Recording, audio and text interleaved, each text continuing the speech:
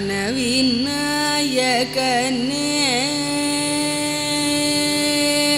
ஞான விநாயகனே சரணம் ஞான விநாயகனே சரணம் நல்லவனே மற்றெல்லாம் வல்லவனே வருக ஸ்ரீ ஞான விநாயகனே சரணம் நல்லவனே மற்றெல்லாம் வல்லவனே வருக ஸ்ரீ ஞான விநாயகனே வானவளாகியதோர் விசித்திரம் கண்டே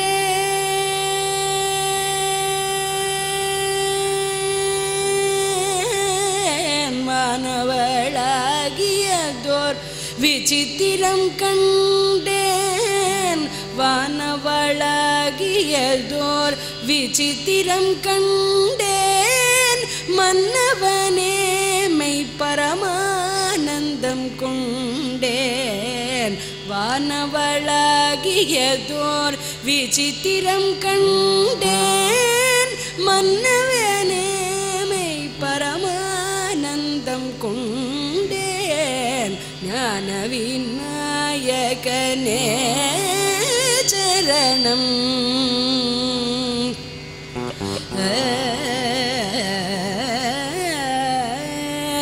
ஓமெனும் பிரணவ உண்மையுட்பொருளே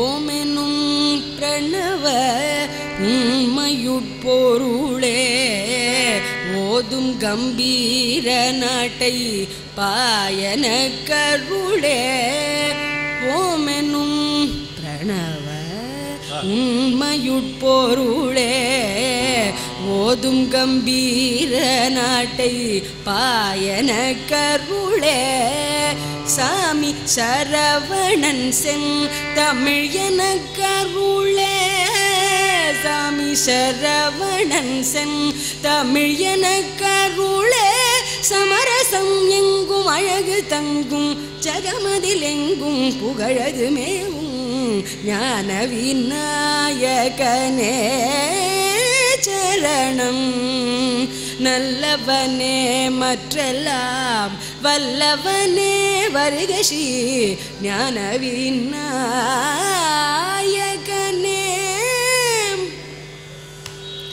சரணம்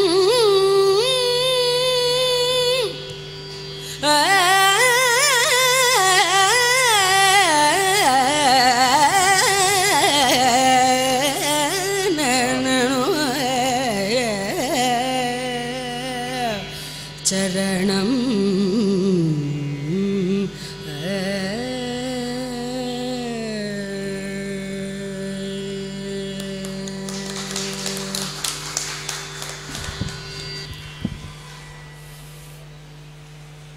அன்பார்ந்த வடசென்னை வாழ் ரசிக பெருமக்களுக்கு எங்கள் இனிய பணிவான வணக்கங்கள்.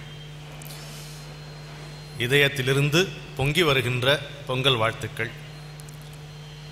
ஒவ்வொரு நாளும் திருநாளாய், ஒவ்வொரு கணமும் தேன் துளியாய், இறைவன் அருளால் நீர் வாழ்க, இரவும் பகலும் நிறைவாக, இகமும் பரமும் சுகமாக. சரியா? ஒவ்வொரு நாளும் திருநாளாய், ஒவ்வொரு கணமும் தேன் துளியாய், இறைவன் அருளால் நீர் வாழ்க, இரவும் பகலும் நிறைவாக, இகமும் பரமும் சுகமாக என்று எல்லாம் வல்ல பராசக்தியை பரமேஸ்வரனை வேண்டிக் கொள்ளுகிறேன்.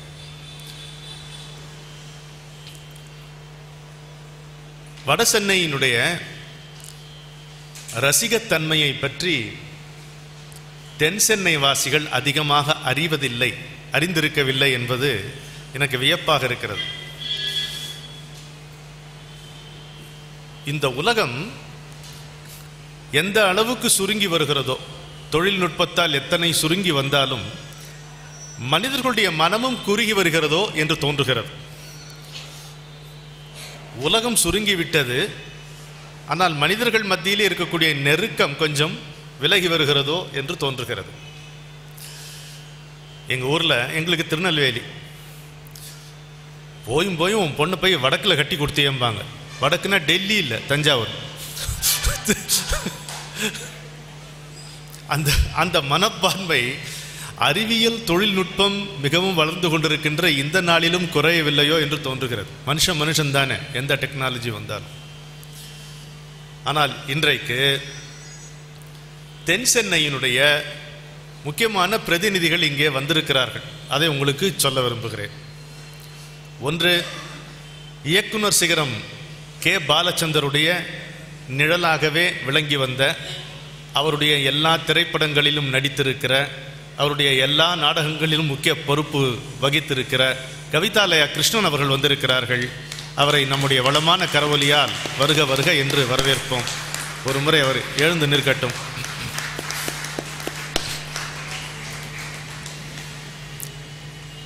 இரண்டாவது, தேசபக்தியே தன்னுடைய சுவாசமாக வாழ்ந்து வருகின்ற ஒரு வீர இளைஞர், இந்த நாட்டினுடைய தர்மம், அதனுடைய நலன், இதுவன்றி வேறு குறிக்கோள் இல்லாமல் செயல்பட்டு கொண்டிருக்கின்ற பத்திரிகையாளர், இனிய நண்பர் திரு ஹரன் அவர்கள் வந்திருக்கிறார்கள். நாங்கள் பில் கேட்ஸ் என்று செல்லமாக அழைக்கக்கூடிய அறிவியல் தொழில்நுட்ப வித்தகராக விளங்கி வருகின்ற அன்பு சகோதரி பிரியா அவர்கள் வந்திருக்கிறார்கள். இவர்களெல்லாம் சரியான தென் சென்னை வாசிகள், அதுவும் மயிலாப்பூர் வாசிகள். அவர்களை எது இந்த வட சென்னைக்கு இழுத்திருக்கிறது என்றால் நான் அல்ல. எது இழுத்திருக்கிறது என்றால், விடாமல் ஒவ்வொரு மாதமும் ஒரு அரிய கூட்டத்தை நடத்தி வருகிறார் இங்கே ஒருவர், நம்முடைய அன்பர் திரு குருமூர்த்தி அவர்கள். அவரை பார்க்க வேண்டும் என்பதற்காக இவர்கள் வந்திருக்கிறார். ரசனை என்பது எப்போதும் இருப்பது. அதை நாம் ஒன்றும் வளர்க்க வேண்டிய தேவையில்லை. எங்கள் அப்பா நல்லா சொல்லுவார். இப்போ பொதுவாக சொல்லுவாங்க இல்லையா, இப்போ சினிமா பாட்டுன்னா ரொம்ப மோசமான பாட்டை கொடுக்குறாங்க, மக்கள் அதைத்தானே விரும்புகிறாங்க அப்படின்னு. நீங்கள் என்னப்பா சொல்கிறீங்கன்னு கேட்டேன். ஒரே ஒரு தகவல் சொல்லுகிறேன், அப்புறம் நீயே முடிவு பண்ணிக்கன்னார் எங்கள் தந்தையார். இப்போ எம்கே தியாகராஜ பாகவதர் பாட்டு எப்படி இருக்குன்னா நல்லா தான் இருக்கு அப்படின்னு. அது வந்த காலத்தில் இந்த ஊரில் கை ரிக்ஷா இருந்தது. உங்களுக்கு பெரியவர்களுக்கு ஞாபகம் இருக்கும், கை ரிக்ஷா. அந்த கை ரிக்ஷா இழுப்பவர்கள் அந்த பாடல்களைத்தான் பாடிக்கொண்டிருந்தார்கள். கை ரிக்ஷா இழுப்பவர்கள் எம்கேடி என்ன பாடினாரோ அந்த பாடல்களைத்தான் பாடிக்கொண்டிருந்தார்கள். எனவே அவர்கள் விரும்புவதை நான் கொடுக்கிறேன் என்பது கிட்டத்தட்ட பம்மாத்து வேலை. நம்ம நல்லதை கொடுத்தா அவர்கள் வாங்கி கொள்வார்கள். அந்த பழக்கம்தான் ரசனையை வளர்க்குமே தவிர ரசனையை எதுவும் நம்ம தோற்றுவித்து விட முடியாது என்பதை தெரிந்து கொள்ளலாம். இப்போ என்னுடைய பக்கத்தில் அமர்ந்திருக்கிற இந்த இரண்டு பேரும் வியாசர்பாடிக்கு மிகவும் பரிச்சயமானவர்கள். பல நிகழ்ச்சிகள் இங்கே பரத்வாஜோடும் கீர்த்தனாவோடும் செய்து வருகின்ற நல்ல வாய்ப்பு எனக்கு கிடைத்தது. இவர்கள் தங்களுடைய இசையின் மூலம் வியாசர்பாடியை ஆயர்பாடியாக மாற்றியவர்கள் இல்லையா? அந்த பெருமை இந்த இளைஞர்களுக்கு உண்டு. ஒன்று நம்முடைய அன்பு செல்வி கீர்த்தனா, இன்னொன்று திரு பரத்வாஜ் ராமன் அவர்கள். இருவரையும் உங்களுடைய வளமான கரோலியால் வாழ்த்து வரவேற்க வேண்டும். நீங்கள் ஏற்கனவே அறிவீர்கள், கீர்த்தனாவின் குடும்பமே இசை குடும்பம், கலை குடும்பம், அதிலும் இசை குடும்பம். அவருடைய தந்தையும் தாயாரும் வந்திருக்கிறார்கள். அவர்கள் இருவருமே வீணை வித்வான்கள். கீர்த்தனாவுடைய பெற்றோர்கள், அவர்கள் அங்கே பாரதியார் பாட்டு அவங்கக்கிட்ட செல்லாது. வீணையடி நீ எனக்கு மீட்டும் விரல் நான் உனக்கும், ரெண்டு பேருமே வீணையடி நீ எனக்குன்னு சொல்லிக்க வேண்டியதுதான். அது ஆமாம். கீர்த்தனாவுடைய அண்ணன் அருமையான புல்லாங்குழல் இசையால் நம்மை மயக்குபவர் இல்லையா? நம்ம இந்த மேடையிலும் அதை பார்த்திருக்கிறோம். இங்கே தெரியாதவர்களுக்காக சொல்லுகிறேன், பரத்வாஜ் ராமன் தனக்கென்று ஒரு தனிப்பாணி வகுத்து கொடிகட்டி பறந்த வீணை வித்வான் திரு எஸ் பாலச்சந்தர் அவர்களுடைய பெயர். சாதாரண பெயரன் அல்ல, அவருடைய பெயரை சிறப்பிக்கின்ற அளவுக்கு தான் வாசிக்கக்கூடிய வல்லமை பொருந்திய ஒழுக்கம் மிகுந்த ஓர் இளைஞன் பரத்வாஜ் ராமன். ஆனால் அவரையும் நாம் வாழ்த்துவோம். சரி, எனக்கு இந்த பக்கத்தில் உட்கார்ந்திருக்கின்ற இந்த பெண்மணியை உங்களுக்கு தெரியாது. தொடர்ந்து திரை இசை பாடல்களை எந்த விதமான ஒரு காகிதமும் இல்லாமல் ஆடாமல் செய்யாமல் பாடக்கூடியவர். ஏறத்தாழ ஒரு 2000 பாடல்கள் அவருக்கு மனப்பாடமாக இருக்கும். மிகுந்த இசையிலே மிகுந்த ரசனை உள்ளவர். எத்தனையோ நிகழ்ச்சிகள் இந்தியாவில் பல பகுதிகளில் மட்டுமல்ல, மேலை நாடுகளிலும் செய்து வந்திருப்பவர். இவருடைய பெயர் புவனா. ஒரு சின்ன தகவல் கூடுதலாக சொல்லுகிறேன். புவனா எங்கள் வீட்டு கடைக்குட்டி, என் கூட பிறந்த தங்கை, எனக்கு இருக்கின்ற ஒரே தங்கை. உடனே பிச்சாண்டி சொல்வார், என் தங்கை, மற்றபடி இவங்க ரொம்ப நல்லவங்கன்னு சொல்லுங்க அப்படிம்பாரு. இப்போ எதற்காக இந்த நிகழ்ச்சி அப்படின்னு கேட்டால் பின்னால் போட்டிருக்கிறோம், தெய்வீக இசையும் திரை இசையும். அது ஒரு விளக்கத்துக்காக போட்டிருக்கோமே தவிர இசை என்பது தெய்வீகமானது தான். அதில் இந்த இசை அந்த இசை கிடையாது. எப்படி இருளிலே இந்த இருள் அந்த இருள் கிடையாதோ, ஒளியிலேயும் அந்த ஒளி இந்த ஒளி கிடையாது, இசையிலேயும் இந்த இசை அந்த இசை கிடையாது. எல்லாமே தெய்வீகமான இசை தான். இவர்கள் என்ன செய்ய போகிறார்கள் என்றால், கீர்த்தனாவுடைய இஷ்டம். கீர்த்தனா பாட்டு பாடும். அது பாட்டு நமக்கு என்ன ராகுன்னு சொல்லுமா? சொல்லாது. வாய் திறந்து பேசினா தானே, வாய் திறந்த பாட்டு தான் வரும். இந்த மதுரமணியை இருந்தாருங்க, பெரிய சங்கீத வித்வான். அவர் ஒரு நிகழ்ச்சியில் பாராட்டெல்லாம் அவர் வழங்கி ஒரு விருதெல்லாம் கொடுத்து, ஐயா நீங்கள் பேசுங்க அப்படின்னாங்க. அவர் எழுந்து சொன்னார், ஐயா எனக்கு நின்னா பேச வராது, உக்காந்தா பாடத்தான் வரும்னாரு. நம்ம கீர்த்தனா கொஞ்சம் அப்படித்தான், வாயை திறந்தா பாட்டு தான் வரும். அது பாட்டுக்கு ஒரு பாட்டு பாடும். அது பாட்டுக்கு பக்கத்தில் தம்பி உட்காந்துருக்காருல, வீணையும் கையுமா, அவர் அதை பிடிச்சிக்குவார். இது என்ன ராகம், இதில் என்ன ஸ்வரம், இது எப்படி மேலே போகும், இது எப்படி கீழே வரும், இதில் யார் என்ன மாதிரி கீர்த்தனை பண்ணியிருக்காங்க, இதெல்லாம் கொஞ்சம் பேசுவார், கொஞ்சம் வாசிப்பார், கொஞ்சம் பேசுவார், கொஞ்சம் வாசிப்பார். நாங்கள் 2 பேரும் அமைதியாக உட்காந்துருப்போம் கொஞ்ச நேரம். அப்புறம் இருங்க தம்பிகளா தங்கைகளான்னு சொல்லி அவங்கள அமைதிப்படுத்திட்டு, போனா இந்த நீங்கள் சொன்ன இந்த ராகத்துக்கு தகுந்த மாதிரி சில நல்ல தரமான திரைப்பட பாடல்கள் இருக்குது, அதை நான் பாடி காமிக்கிட்டோமான்னு கேட்கும். பாடி காமிக்கிட்டோமான்னு கேட்டால் அப்புறம் எப்படி நிறுத்த முடியும் நம்ம? என் தந்தையார் சொல்லுவார், ஆமாம் காஃபி சாப்பிட்றீங்களான்னு. காஃபியெல்லாம் கேட்கக்கூடாதுமா, கொடுத்துடணுன்னு. அது மாதிரி அவங்க அதை பாடி காமிப்பாங்க. அப்போ நான் என்ன தான் செய்கிறது அப்படின்னு பார்த்தா, நடுவில் கொஞ்சம் நயம் சொல்லலாம், இவங்களை கொஞ்சம் உற்சாகப்படுத்தலாம், தூண்டி விடலாம். இதுதாங்க நிகழ்ச்சி. சரியா? உள்ள போவோம்மா. நிகழ்ச்சி எங்கிருந்து ஆரம்பிக்கிறோம் அப்படின்னா, ரொம்ப ஒரு கனமான பாட்டு. கீர்த்தனா பாடினா அப்படிதான் இருக்கும். பார்க்க மிருதுவாக இருக்கும், பாட்டு கனமாக இருக்கும். மகாவித்வான் மீனாட்சி சுந்தரம் பிள்ளை அவர்கள் அருளி செய்த திருத்தவத்துறை பெருந்திரு பிராட்டியார் பிள்ளைத்தமிழிலிருந்து ஒரு பாடல். இப்படிப்பட்ட ஒரு நிகழ்ச்சியில் இந்த மாதிரி பாடல் யாருமே பாடியிருக்க மாட்டார்கள். அதான் நம்முடைய வட சென்னையினுடைய சிறப்பு, குருமூர்த்தி ஐயாவுடைய வெற்றி, உங்களுடைய ரசனையினுடைய மரியாதை அடையாளம். அது ஒரு சப்பானி பாட்டு. கனத்த மலர்குழல் உச்சியின் முச்சி இசைத்தாரும். உச்சி புரியுது, அது என்ன முச்சி? உச்சிக்கு உச்சி, கிரவுன் ஆஃப் தி ஹெட்னு சொல்கிறாங்களே, அதுதான் உச்சி. அதில் கதிர்த்த மணிப்பிறை பொட்டொடு சுட்டி தரித்தாரும். சுட்டி தினமும் சுட்டி, நெத்தி சுட்டின்னு பேர். அதெல்லாம் காணும். இப்போ வங்கியை காணும். கும்பகோணம் வங்கி அது மாதிரி வங்கி தான் இருக்கே தவிர இந்த வங்கி எல்லாம் காணாமல் போச்சு. உனக்கு இதம் எப்படி அப்படி தொட்டில் அசைத்தாரும், உவப்பின் இனித்த கனிப்பல் வர்க்கம் அளித்தாரும். நல்ல இனிமையான வரிசையான கனி வகைகளை அளித்தாரும். மனப்பெடையை கிளியை புறவை கொணர்வித்தாரும். இல்லையா? மடுத்த இருட்பொழுதுற்ற கண் எச்சில் ஒழித்தாரும். மனத்தின் விருப்பொடு சுற்றினர் கொட்டுக சப்பாணி, மனத்தவத்துறை உத்தமி கொட்டுக சப்பாணி. மகாவித்வான் மீனாட்சி சுந்தரம் பிள்ளை அவர்கள் 1,00,000 கவிதைகள் அருளியவர். தமிழ் தாத்தா என்று நாம் கொண்டாடுகின்ற உவே சாமிநாதையர் அவர்களுக்கு ஆசான். எங்களுக்கு மிகவும் அணுக்கமான, நாங்கள் பெரிதும் மதிக்கின்ற, எங்கள் பால் பேரன்பு கொண்ட பேராசிரியர் வைத்திலிங்கன் ஐயா அவர்களுடைய ஆசானுக்கு ஆசான் அந்த மீனாட்சி சுந்தரம் பிள்ளைவாள் அவர்களுடைய அருமையான பாடலை இப்பொழுது கேட்போம்.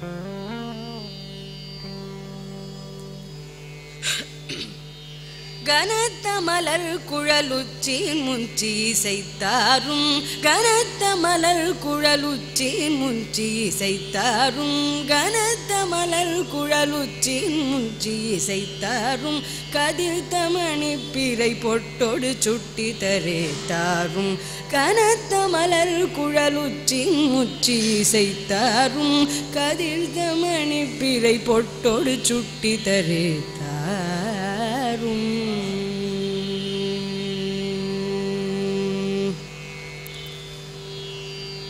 உனக்கிதம் எப்படி அப்படி தொட்டில் அசைத்தாரும்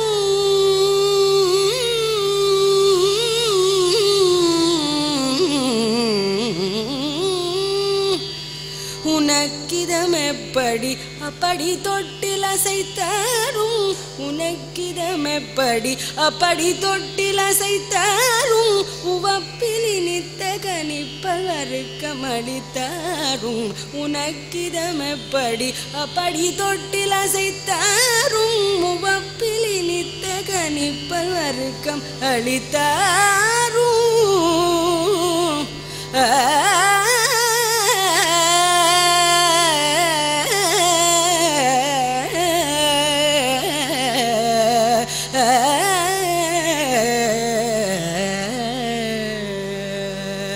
அனப்பெடையை கிளியை புறவை கொணர்வித்தாரும் அடுத்த இருட்பொழுது உற்ற கணச்சில் அடித்தாரும் அனப்பெடையை கிளியை புறவை கொணர்வித்தாரும் அடுத்த விருட்பொழுது உற்ற கணச்சில் ஒழித்தாரும் மனத்தின் இருப்போடு சுற்றினர் கொட்டுக சப்பாணி சப்பாணி சப்பாணி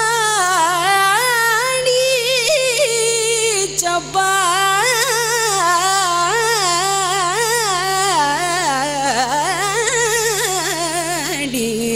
சப்பாணி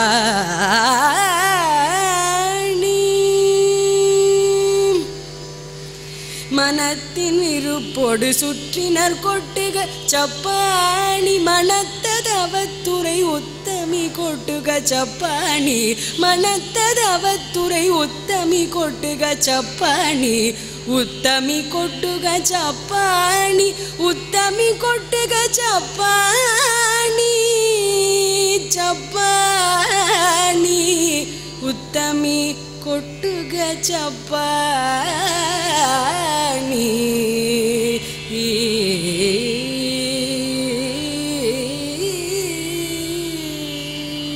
கொட்டுக சப்பாணி. அருமையான ஒரு துவக்கம். இது என்ன ராகமோ, இதனுடைய விதம் விதானம் எப்படியோ, நமக்கு ஏமா வம்பு? அங்கே பக்கத்தில் ஒருத்தர் இருக்கார்ல, அவர் சொல்லுவார் நமக்கு. அந்த மைக்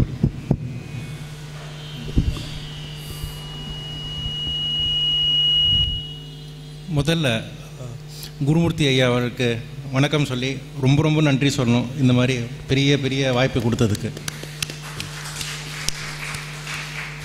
இப்போது நம்ம ராகம் அப்படின்னு சொல்கிறோம். இந்த ராகம் என்ன ராகம்ங்கிறது தெரிஞ்சுக்கிறதுக்கு முன்னாடி ராகம் பற்றி பேசுகிறோம். ராகம்னா என்ன? ராகம்னா என்ன? ராகம்னு சொல்கிறோம். ராகம்னா முதல்ல என்னங்கிறது தெரிஞ்சுக்கலாமே. ராகம்னா ஒரு செட் ஆஃப் நோட்ஸ்ன்னு சொல்லலாமா?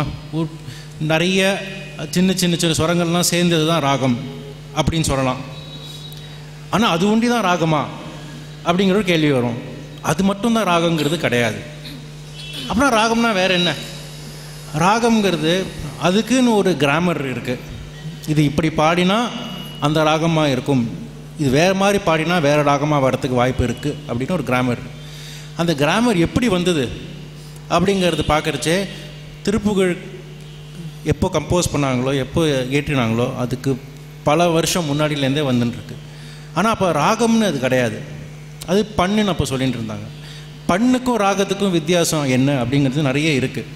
அப்போ பண்ணுன்னு சொல்கிறச்சே அதோடைய கிராமர் வேறு மாதிரி இருந்தது, அதோடைய அதுக்குன்னு ஒரு விதிமுறைகள் இருந்தது. பாடுறச்சே எந்த மாதிரி பாடணும், எந்த இடத்துல பாடணும், என்ன சுச்சுவேஷனுக்கு, எந்த நேரத்துக்கு, எந்த காலகட்டத்துக்கு பாடணும், அவங்க சாவுக்கு பாடுறாங்களா, ஒரு கல்யாணத்துக்கு பாடுறாங்களா, எந்த இடத்துல பாடுறாங்க, என்ன மாதிரி ஒரு பெரிய ஒரு ஃபங்க்ஷனுக்கு பாடுறாங்க அப்படிங்கிறதுனால அதுக்கேற்ற மாதிரி ராகங்கள்லாம் அமைக்கப்பட்டிருந்தது. இப்போ இருக்கிற ராகத்துக்கும் அப்போ இருக்கிற ராகத்துக்கும் வித்தியாசம் நிறைய இருக்குது. ஆனால் ராகங்கிறது எப்படி வந்தது அப்படிங்கிறது பார்க்குறச்சே, ராகம் இந்த மாதிரி நிறைய பாடல்கள் பாடி பாடி பாடி பாடி பல வருஷமாக பல பேர் பாடி அவங்கள்ட்டேருந்து அவங்க சிஷ்யங்கள்கிட்ட அவங்க பசங்களுக்கு சொல்லி கொடுத்து வந்தது. ஆனால் ராகம் அப்படியே வந்ததா அப்படின்னு கேட்டால் ராகம் அப்படியே வரலை. ராகம் எதனால் வந்ததுன்னா, ராகத்தில் நிறைய பெரிய பெரிய மகான்கள்லாம் அவங்க இயற்றிட பாடல் வழியாக வந்தது. அவங்க பாட்டு பாட பாட பாட அந்த ராகத்தோடைய ஒரு மகிமை ஏறிண்டே போச்சு. ரொம்ப நல்ல கருத்து. இப்போ நான் நகுமோமு பாடினேன்னா உடனே ஆபேரின்னு தெரியும், வாத்தாப்பி கணபதியும் பாடினா உடனே அம்சத்வனின்னு தெரியும். இந்த மாதிரி நிறைய பாடல்கள் பாட பாட தான் ராகத்தோடைய மகிமை ஏறிண்டே போகிறது. இப்போது இதனால தான் நம்மளுக்கு என்ன தெரியறதுன்னா, ராகம்னா வெறும்னா இங்கே இருக்கிற வரிகள் ஒண்டி இல்லை, இங்கே இருக்கிற நோட்ஸ் ஒண்டி இல்லை, இங்கே இருக்கிற ஸ்வரங்கள் ஒண்டி இல்லை, அதுக்கும் மேலே இருக்குது. இப்போது மகான்கள்லாம் கம்போஸ் பண்ண பாடல்கள் எல்லாமே வார்த்தையை எடுத்துட்டு அதுக்கப்புறமா அதுக்கு டியூன் போடுற மாதிரியோ, டியூன் ஒன்று மைண்டில் வந்ததுக்கப்புறமா மனசில் டியூன் வந்ததுக்கப்புறமா அதுக்கு ஏற்ற மாதிரி வார்த்தையை போடுறது அப்படிங்கிறது வரவே வராது. இப்போ நம்ம ரமணன் சாருக்கு எப்படி வருதோ அதே மாதிரி அந்த நேரத்தில் அப்படியே பொழியும். ஆனால் இதில் முக்கியமான விஷயம் என்னென்னா, எப்படிடா இவங்க கரெக்டாக இந்த இடத்துல போட்டாங்க அப்படின்னு நம்ம யோசிப்போம். எப்படி கரெக்டாக அவங்க அந்த இடத்துல கரெக்டாக இந்த மாதிரி ஒரு இடத்துல தான் கரெக்டாக அந்த ராகம் எங்கேன்னு தெரிஞ்சுட்டு அதுக்கேற்ற மாதிரி வார்த்தையை கொடுத்து கரெக்டாக அந்த இடத்துல அதோடைய ராகத்தோடைய பாவத்தை புரிஞ்சுட்டு போட்டாங்க அப்படிங்கிறது நம்ம யோசிப்போம். ஆனால் அது அவங்களுக்கு அந்த பெரிய மகான்களுக்கெல்லாம் அது பல் வளர்க்குற மாதிரி, நம்மளுக்கு வராது. அவங்களுக்குலாம் பல் வளர்க்குற மாதிரி நம்மளுக்கு எப்படி வார்த்தையை பேசச்சே எப்படி நம்மளுக்கு ஓரளவுக்கு வருதோ அவங்களுக்கு இது தூங்கறச்சியும் வரும், அவங்களுக்கு இயற்கையாக வருது அதெல்லாம். இப்போ வாத்தாப்பி கணபதியும் எடுத்துட்டாலோ இல்லை குறை ஒன்றும் இல்லை எடுத்துட்டாலோ இல்லை சின்னஞ்சிறு கிளியை எடுத்துட்டாலோ, சின்னஞ்சிறு கிளியை எடுத்துக்கிறச்சே அவர் பாடுறச்சே அவர் கம்போஸ் பண்ணுறச்சே அவருக்கு அப்படியே தானாக வந்தது தான். அது தனியாக ஒரு டியூனை எடுத்துட்டு அதுக்கு வார்த்தையை உள்ளே சேர்த்து நுழைச்சா மாதிரி இருக்கவே இருக்காது. ஸோ ராகத்தில் பாட்டுக்கு ரொம்ப முக்கியங்கிறது புரியுறது.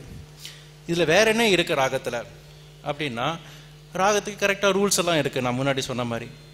ஸோ இப்போ ஆபேரி அப்படின்னு இப்போ இன்றைக்கி எடுத்துகிட்டு இருக்கோம். அம்மா பாடின பாட்டு, அம்மா பாடின விருத்தம் ஆபேரிங்கிற ராகத்தில் இருக்குது. இப்போது ஆபேரிங்கிற ராகம் எப்படி இருக்குன்னா,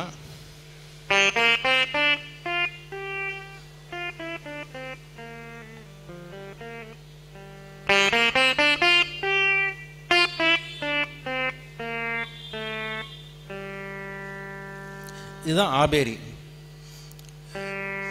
இப்போ ஆபேரிங்கிறது கரஹரப்பிரியா அப்படிங்கிற ராகத்தோடைய ஜன்யமாக வருது.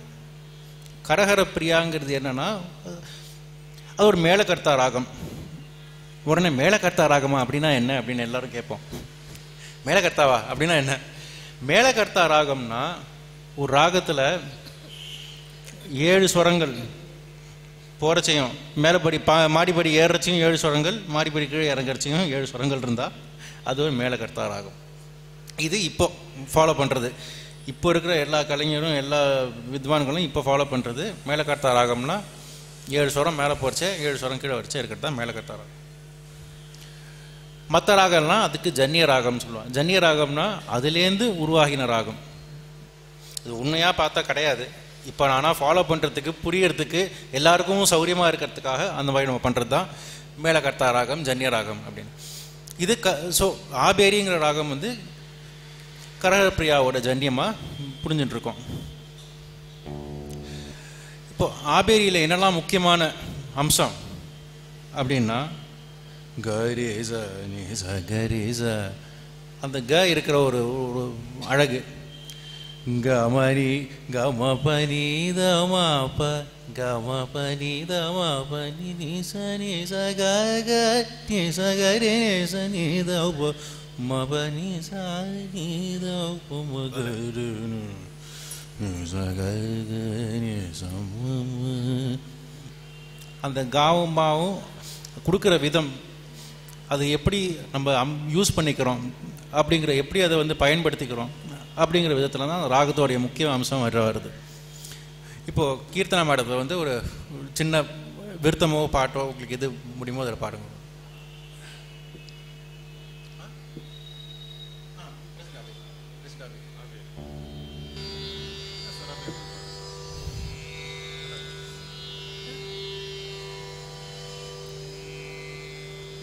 அம்மையே அப்பா ஒப்பிலா மணியே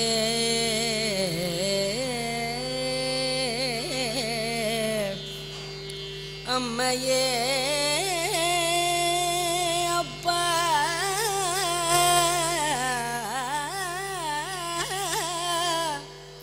ஒப்பிலா மணியே அன்பினில் விளைந்த ஆரமுதே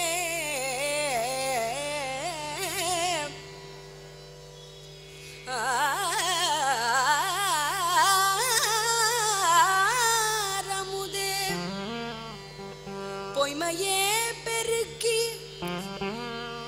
பொழுதினை சுருக்கும் புழுத்தலை புலையனே தனக்கு செம்மையே ஆய சிவபதம் அளித்த செல்வமே செல்வமே செல்வமே செல்வமே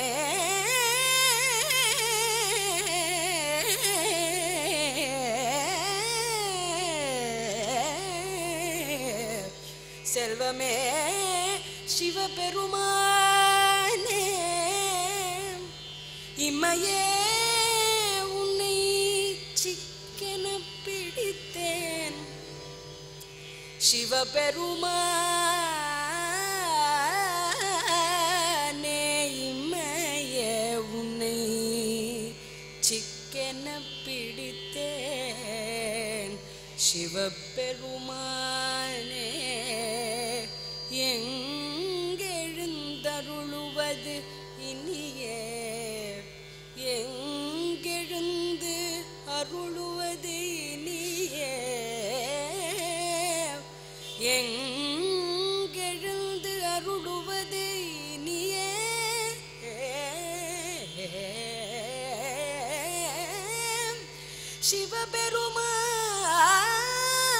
சிவபெருமானே சிவபெருமானே சிவபெருமானே சிவபெருமானே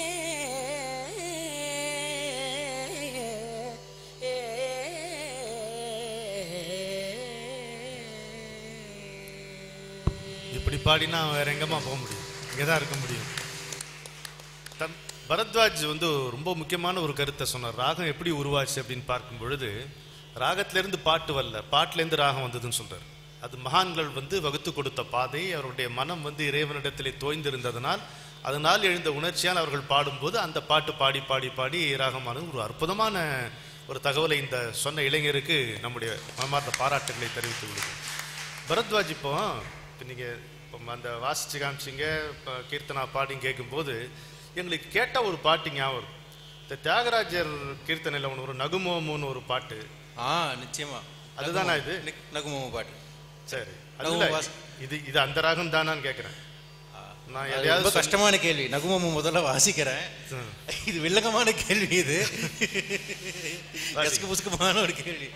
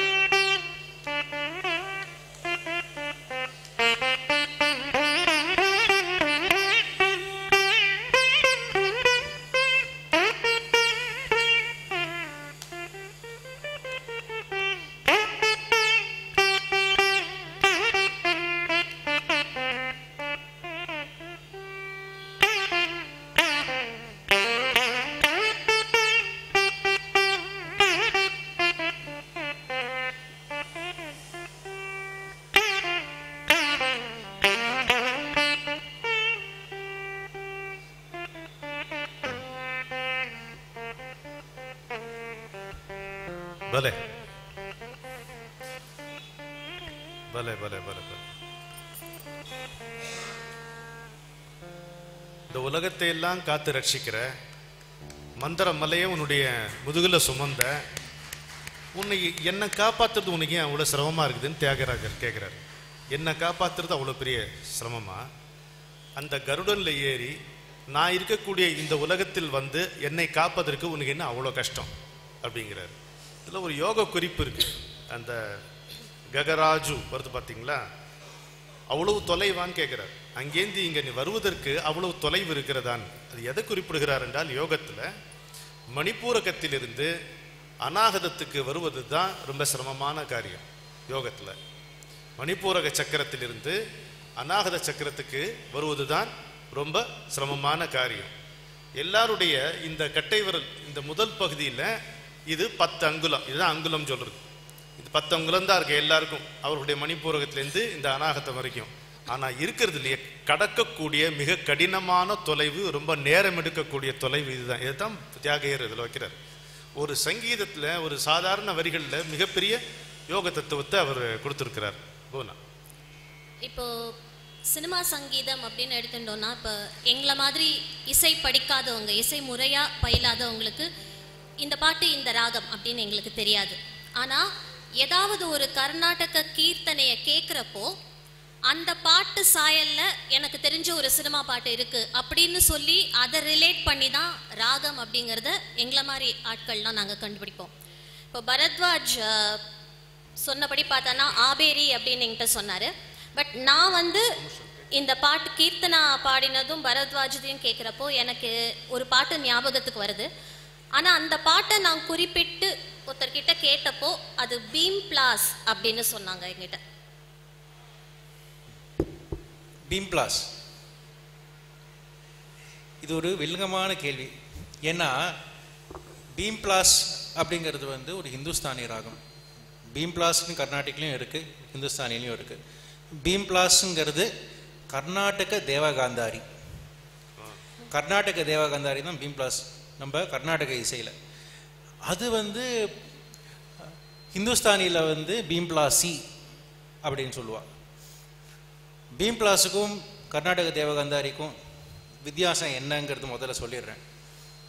ரெண்டும் வித்தியாசம் கிடையாது, ரெண்டும் ஒன்று தான். அப்படின்னா கேட்கறதுக்கு ஆபேரின்னு நீங்கள் முதல்ல சொன்னேன், அப்புறம் எதுக்கு பீம் பிளாஸ்ன்னு சொல்கிறேன் கர்நாடக தேவகாந்தாரி சொல்லிட்டு 3 வார்த்தைலாம் வருது. ஒரு வார்த்தை இருந்தா போறாதா, ஏன் இந்த மாதிரி கன்ஃபியூஸ் பண்ணிக்கிறேன் அப்படின்னு எல்லாரும் கேட்பா. கன்ஃபியூஸ் பண்ணி எதுக்குப்பா நீ நீ ஒன்று சொன்னால் போறாதா, எதுக்கு 3 வார்த்தை? அதுக்கு வந்து ஆபேரிங்கிறது வந்து இப்போ நான் வாசிச்சது ஆபேரின்னு இப்போ நம்ம எல்லாரும் இருக்கிற எல்லா வித்வான்களும் இப்போ இருக்கிற பெரியவா எல்லாம் ஒத்துண்டு சரி இதுவா இருக்கட்டும் போய் தொலைகிறது அப்படின்ற மாதிரி சொன்னது தான் இப்போ இருக்கிற ஆபேரி.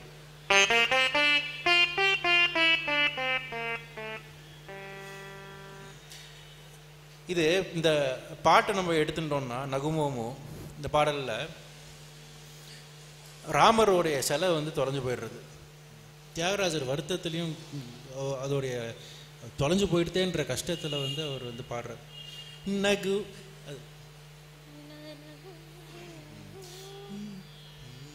நகுமோ மூகனல்லே நீ தொலைஞ்சு போச்சே ஜாலி தான், அப்படி தான் இருக்குது கேட்குறதுக்கு. எல்லாரும் பாடுற நகுமோ இன்னைக்கு கேட்டா ஜாலிடா தொலைஞ்சு போச்சுடா அப்படின்ற மாதிரி இருக்கு. அதாவது அந்த வசூல் ராஜா எம்பிபிஎஸ்ல பிரகாஷ் ராஜ் வந்து எனக்கு கோவம் வரைச்சே எனக்கு கஷ்டம் வரைச்சே தான் சிரிப்பேன் அப்படிம்பாரு. அந்த மாதிரி தொலைஞ்சு போச்சுப்பா ஜாலிவா அப்படின்ற மாதிரி இருந்துச்சு. So actually it's not in that way. அவர் பாடுறச்சே ரொம்ப கஷ்டத்தில் வருத்தத்தில் பாடியிருக்கார்.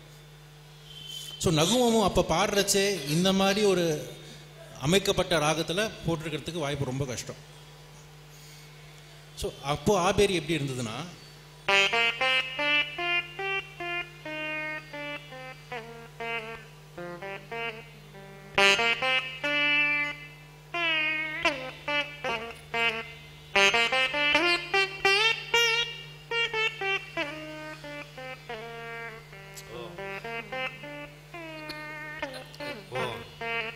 தொலைந்து போன சோகத்தினுடைய துவனி அப்ப இருந்திருக்கு அதுல, அப்புறமா அது மாறி போச்சு. பிரிவு இல்ல தொலைந்து போன ஒரு சோகத்தினுடைய துவனி சொல்லுமா. அது கஷ்டத்தில் அவர் பாடுறது அந்த மாதிரி. ஆனால் முதல் தடவை ஆபேரி இந்த மாதிரி பாடி கேட்டது வந்து மதுரமணியர் முதல்ல பாடியிருக்கிறதா தகவல் எனக்கு தெரிஞ்சது. மதுரமணியருக்கு முன்னாடி யாரும் இந்த மாதிரி பாடினதா எனக்கு தெரியல. மதுரமணியர் தான் முதல்ல இந்த மாதிரி தெய்வத்தம் மாறி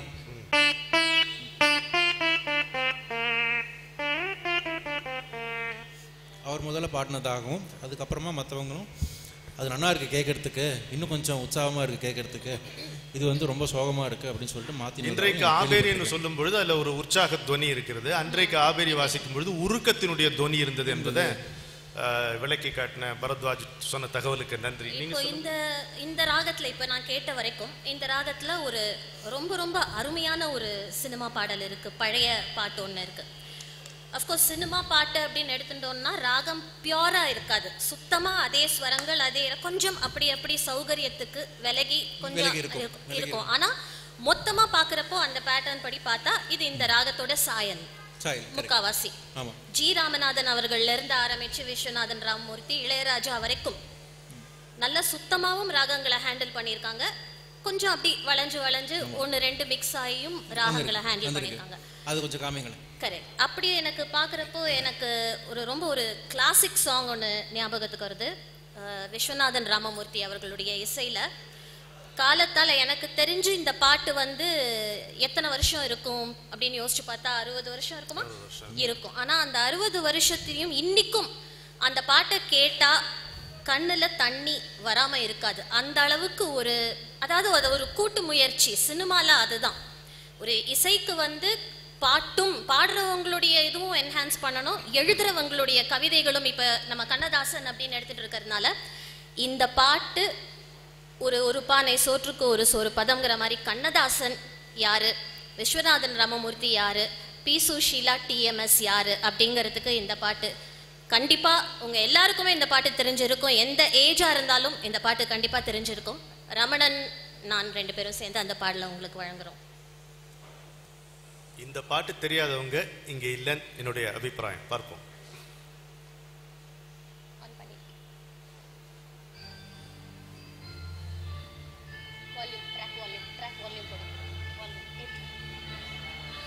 மலர்ந்தும் மலராத பாதி மலர் போல வளரும் விழிவண்ணமே, வந்து விடிந்தும் விடியாத காலை பொழுதாக விளைந்த கலை அன்னமே,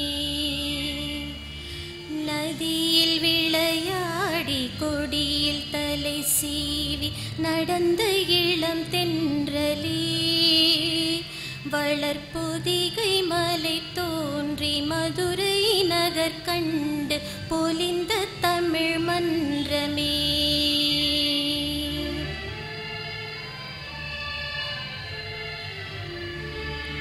மலர்ந்தும் மலராத பாதி மலர் போல வளரும் விழியண்ணமே, வந்து விடிந்தும் விடியாத காலை பொழுதாக விளைந்த கலை அன்னமே, நதியில் விளையாடி கொடியில் தலை சீவி நடந்த இளம் தென்றலே, வளர்பொதிகை மலை தோன்றி மதுரை நகர் கண்டு பொலிந்த தமிழ் மன்றமே.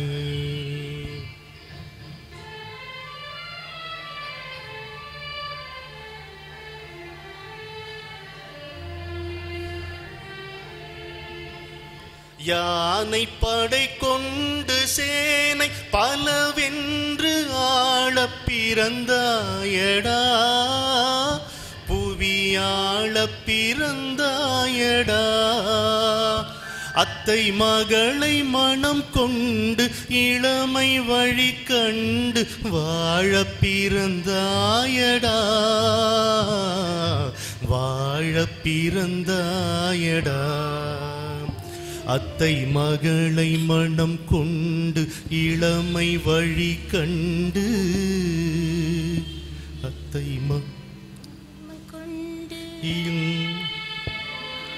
இளமை வழி கண்டு வாழ பிறந்தாயடா.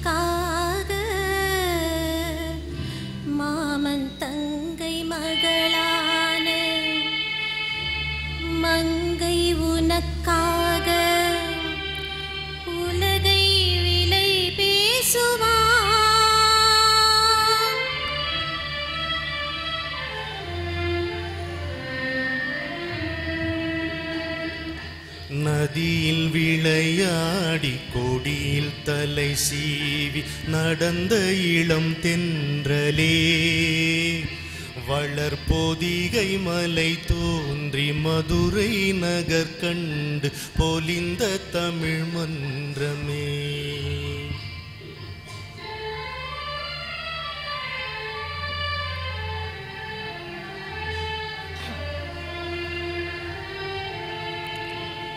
சிறகில் என்னை மூடி அருமை மகள் போல வளர்த்த கதை சொல்லவா, கனவில் நினையாத காலம் இடை வந்து பிரித்த கதை சொல்லவா, பிரித்த கதை சொல்லவா. கண்ணில் மணி போல மணியின் நிழல் போல கலந்து பிறந்தோமடா, இந்த மண்ணும் கடல்வானும் மறைந்து முடிந்தாலும் மறக்க முடியாதடா, உறவை பிரிக்க முடியாதடா.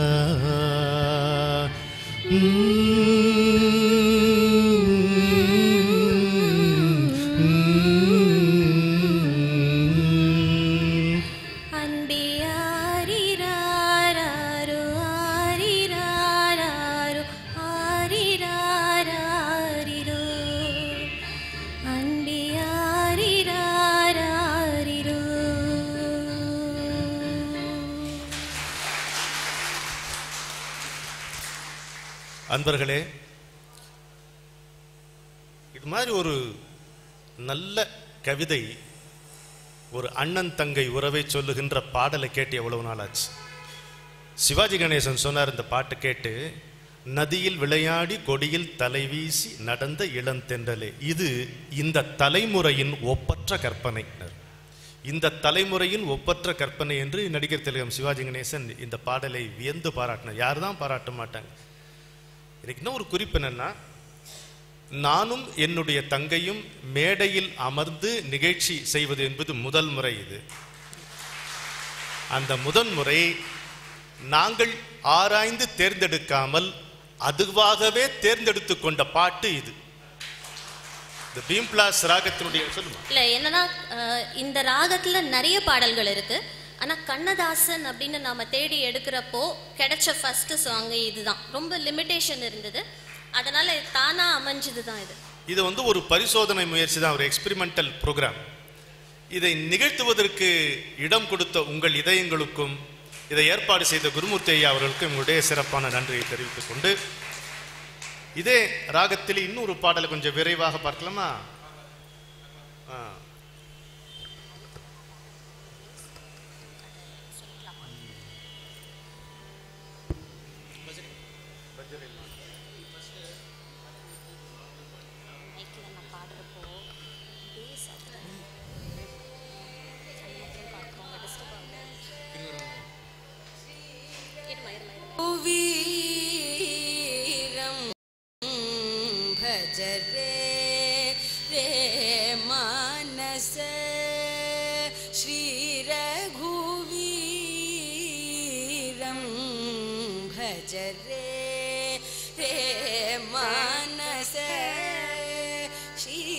रघुवीरं भुक्तिमुक्तिप्रदं वासुदेवं हरिं भज रे मानस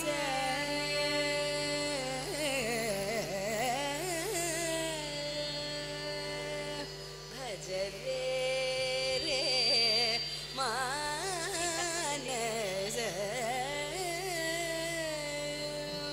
இப்போது நான் போன தடவை சொன்ன மாதிரி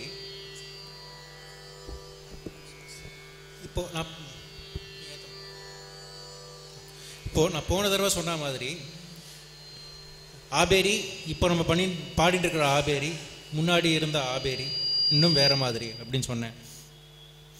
இப்போது கீர்த்தனாமா பாடுறச்சே இப்போ நம்ம எப்படி பாடுறோமோ அந்த மாதிரி ஆபேரியை பாடிட்டு. இப்போ திருப்பி பாட சொல்கிறேன். அந்த முன்னாடி எப்படி இருந்ததோ அந்த மாதிரி ஆபேரியை வச்சு திருப்பி ஒரு வாட்டி பாட சொல்கிறேன். எப்படி இருக்குங்கிறது உங்களுக்கு புரியும். நகுமமோலே பார்த்தேன்னா சில பேர் வந்து ஃபஸ்ட்டு இப்போ நம்ம யூஸ்வலாக பாடுறது நகுமோ முகனலே நீ இப்போ நம்ம யூஸ்வலாக பாடுறது. சில பேர் அந்த காலத்தில் பாடுறது வந்து நகுமோ முகனலே நீ. அந்த காலத்தில் நிறைய பேர் பாலமுரளி கிருஷ்ணா சார் கூட இப்படி பாடி நான் கேட்டிருக்கேன். நகுமோ முகனலே நீ. இப்போ சில பேர் பாடுறா எல்லாரும் சில பேர் இல்லை எல்லாரும் நகுமோ முகனலே நீ. அந்த காலத்துல நகுமோ முகனலே நீ அப்படிதான் வந்து அந்த காலத்துல பாடின்னு இருக்கிறதா ஒரு செய்தி. பைக் கொஞ்சம் ஆஃப் பண்ணி விட்றாங்க, அப்படியே இருக்கட்டுமே, பரவாயில்ல. புசு புசுன்னு இறக்க வேண்டாம். யாராவது பேசணும்னு வச்சா கஷ்டமாக இருக்கும். நாளையும் ஆன் பண்ணி வச்ச ஃபீட்பேக் வருதுண்ணா. சரி பரவாயில்ல. பரவாயில்ல. இப்போ உத்து கவனிச்சா அதில் வந்து கொஞ்சம் வேறுபாடு இருக்கிறது புரியுது இல்லைங்களா? இப்போ எனக்கு வந்து ரெட்டை பசங்க ஸ்கூலில் டீச்சர்லாம் பாடாப்பட்டாங்க. ஒருத்தன் தப்பு செஞ்சு இன்னொருத்தன் அடி வாங்குவான், ஒருத்தன் எழுதி இன்னொருத்தன் மார்க் வாங்குவான். இது மாதிரி இருந்தது. குரல் கூட வித்தியாசம் இருக்காது அப்படி இருக்கும் வளரும் பொழுது. ஆனால் ரொம்ப உத்து கவனிச்சா நமக்கு வித்தியாசம் தெரியுது. சங்கீதங்கிறது அப்படிப்பட்டு தான். இப்போ பரத்வாஜும் கீர்த்தனாவும் சேர்ந்து வழங்கிய இந்த ராகத்தை பார்க்கும் பொழுது ஆபேரி என்று அழைக்கப்படுகின்ற தேவகாந்தாரி என்று அழைக்கப்படுகின்ற பீம்ப்ளாஸ், கர்நாடக தேவகாந்தாரி என்று அழைக்கப்படுகின்ற பீம்ப்ளாஸ் என்று நம்ம தெரிஞ்சுக்கிட்டோம். ஹிந்துஸ்தானில பீம்ப்ளாசி அப்படின்னோம். இதில் மலர்ந்து மலராதான்னு பாடும் பொழுது நமக்கு எந்த குழப்பமும் இல்லை. அது திரை இசையினுடைய வெற்றின்னு நான் சொல்லுவேன் இல்லையா? நம்ம அங்கே வந்து பாவத்துக்கு போயிட்டோம், ராகத்துக்கு போகலை. ஆனால் அந்த ராகம்ங்கிறது ஏதோ மகான்கள் பாடி பாடி அமைத்து கொடுத்த ஒரு பாதையாக இருந்ததுனால அது ஒரு நல்ல பாதையாக இருக்குள்ள குழந்தைகளும் தவழ முடியுது, ஒரு குதிரையிலையும் ஏறி போக முடியுது. எனவே நம்ம திரை இசையிலிருந்து அதை பார்க்கும் பொழுது அண்ணாந்து தான் அதை பார்க்க வேண்டியதாக இருக்குது, வணக்கத்தோடு தான் பார்க்க வேண்டியதாக இருக்குது. இப்போ இன்னொரு உதாரணம் பார்க்கலாமே. இருக்கு, ரொம்ப ஒரு அருமையான ஒரு பாடல் ஒன்று இருக்கு.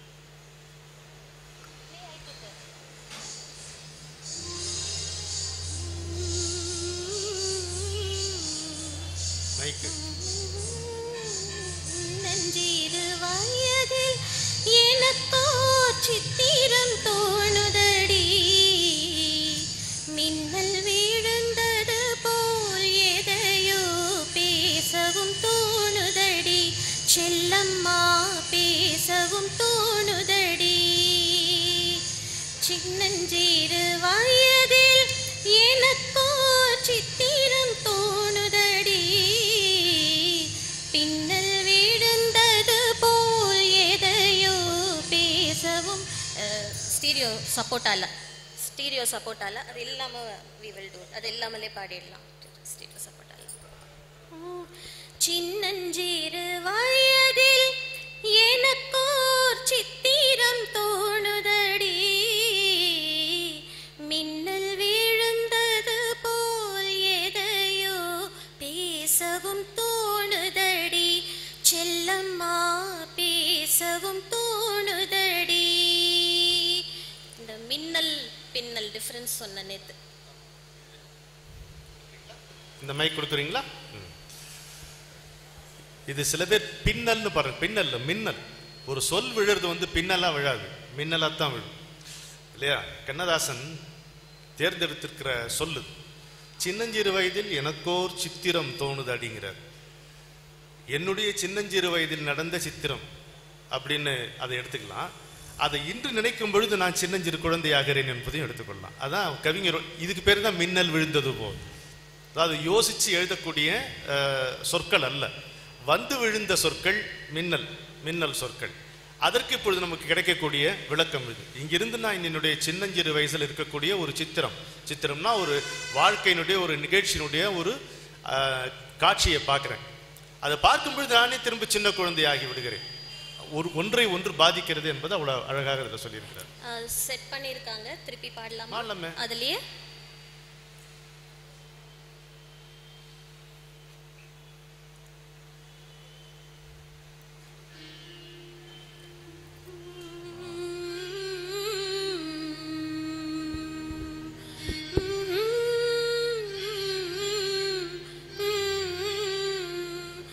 சின்னஞ்சிறு வயதில் எனக்கோர் சித்திரம் தோணுதடி, மின்னல் விழுந்தது போல் எதையோ பேசவும் தோணுதடி, செல்லம்மா பேசவும் தோணுதடி.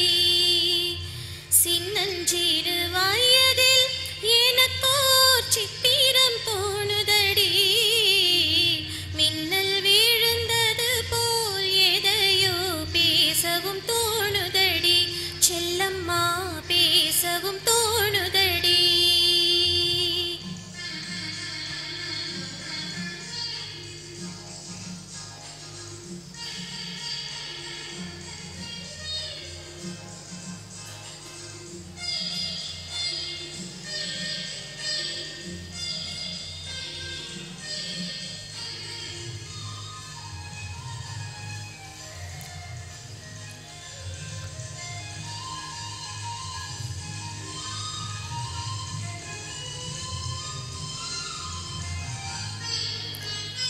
மோதன புன்னகையில் ஓ நாள் 3 தமிழ் படித்தேன், மோதன புன்னகையில் ஓ நாள் 3 தமிழ் படித்தேன், சாரச நாடகத்தில் அவனோ தத்துவம் சொல்லி வைத்தான், உள்ளத்தில் வைத்திருந்தும் நானோர் ஊமையைப் போலிருந்தேன், மையைப் போலிருந்தேன்.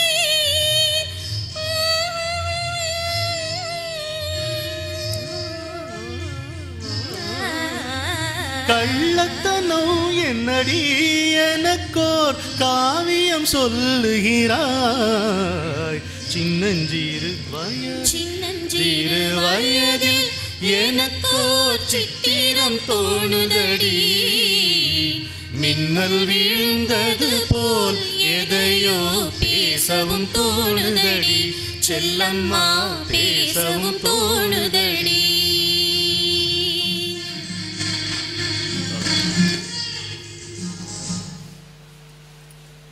இது இந்த ராகத்தில் அமைந்ததாக, தழுவி அமைந்ததாக ஒரு பாட்டு. இதுவும் கண்ணதாசனுடைய அழகான எளிமையான பாடல்களில் ஒன்று. இப்போ இந்த கூட்டணி அடுத்து என்ன ராகத்தை பார்க்க போறாங்களோ, வழங்க போறாங்களோ? நான் சொல்றேன், கீர்த்தனா ஒரு பாட்டு பாடட்டும், ஆ நம்ம கண்டுபிடிப்போம் என்ன ராகம். சரி பாடுங்க, நாங்கள் கண்டு. நல்ல ஐடியாவா இருக்கு இது.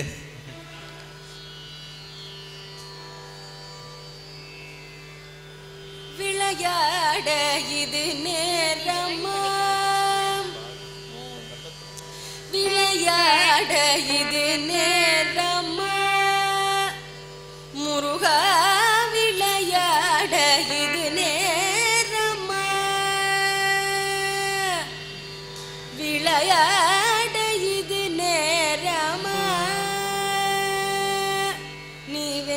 வினையாலே பெரும் பாடு தன்னை சொல்ல வரும்போது விளையாட இது நேரமா என் வினையாலே படும் பாடு தன்னை சொல்ல வரும்போது விளையாட இது நேரமா களைத்து ஜென்மம் எடுத்து செழைத்தேன் முருகா களைத்து ஜென்மம் எடுத்து செழைத்தேன் பொறுத்திருந்து உளமாற உனை காண உன்னை தேடி வரும்போது விளையாட இது நேரமா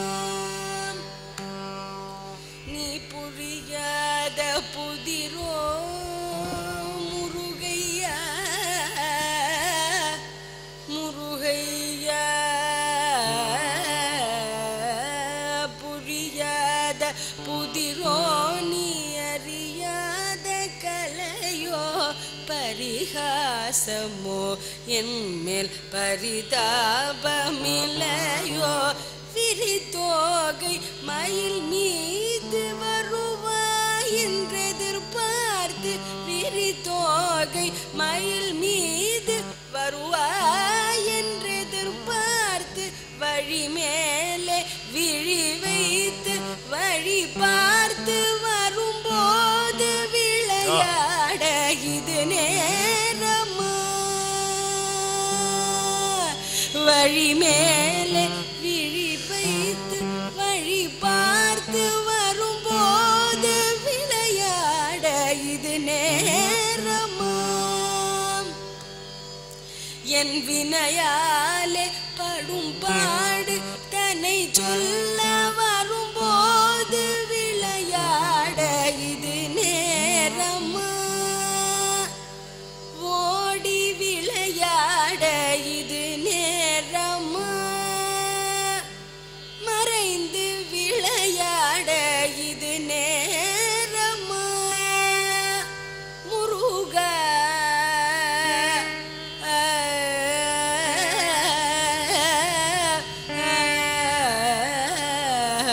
முருகா முருகா முருகா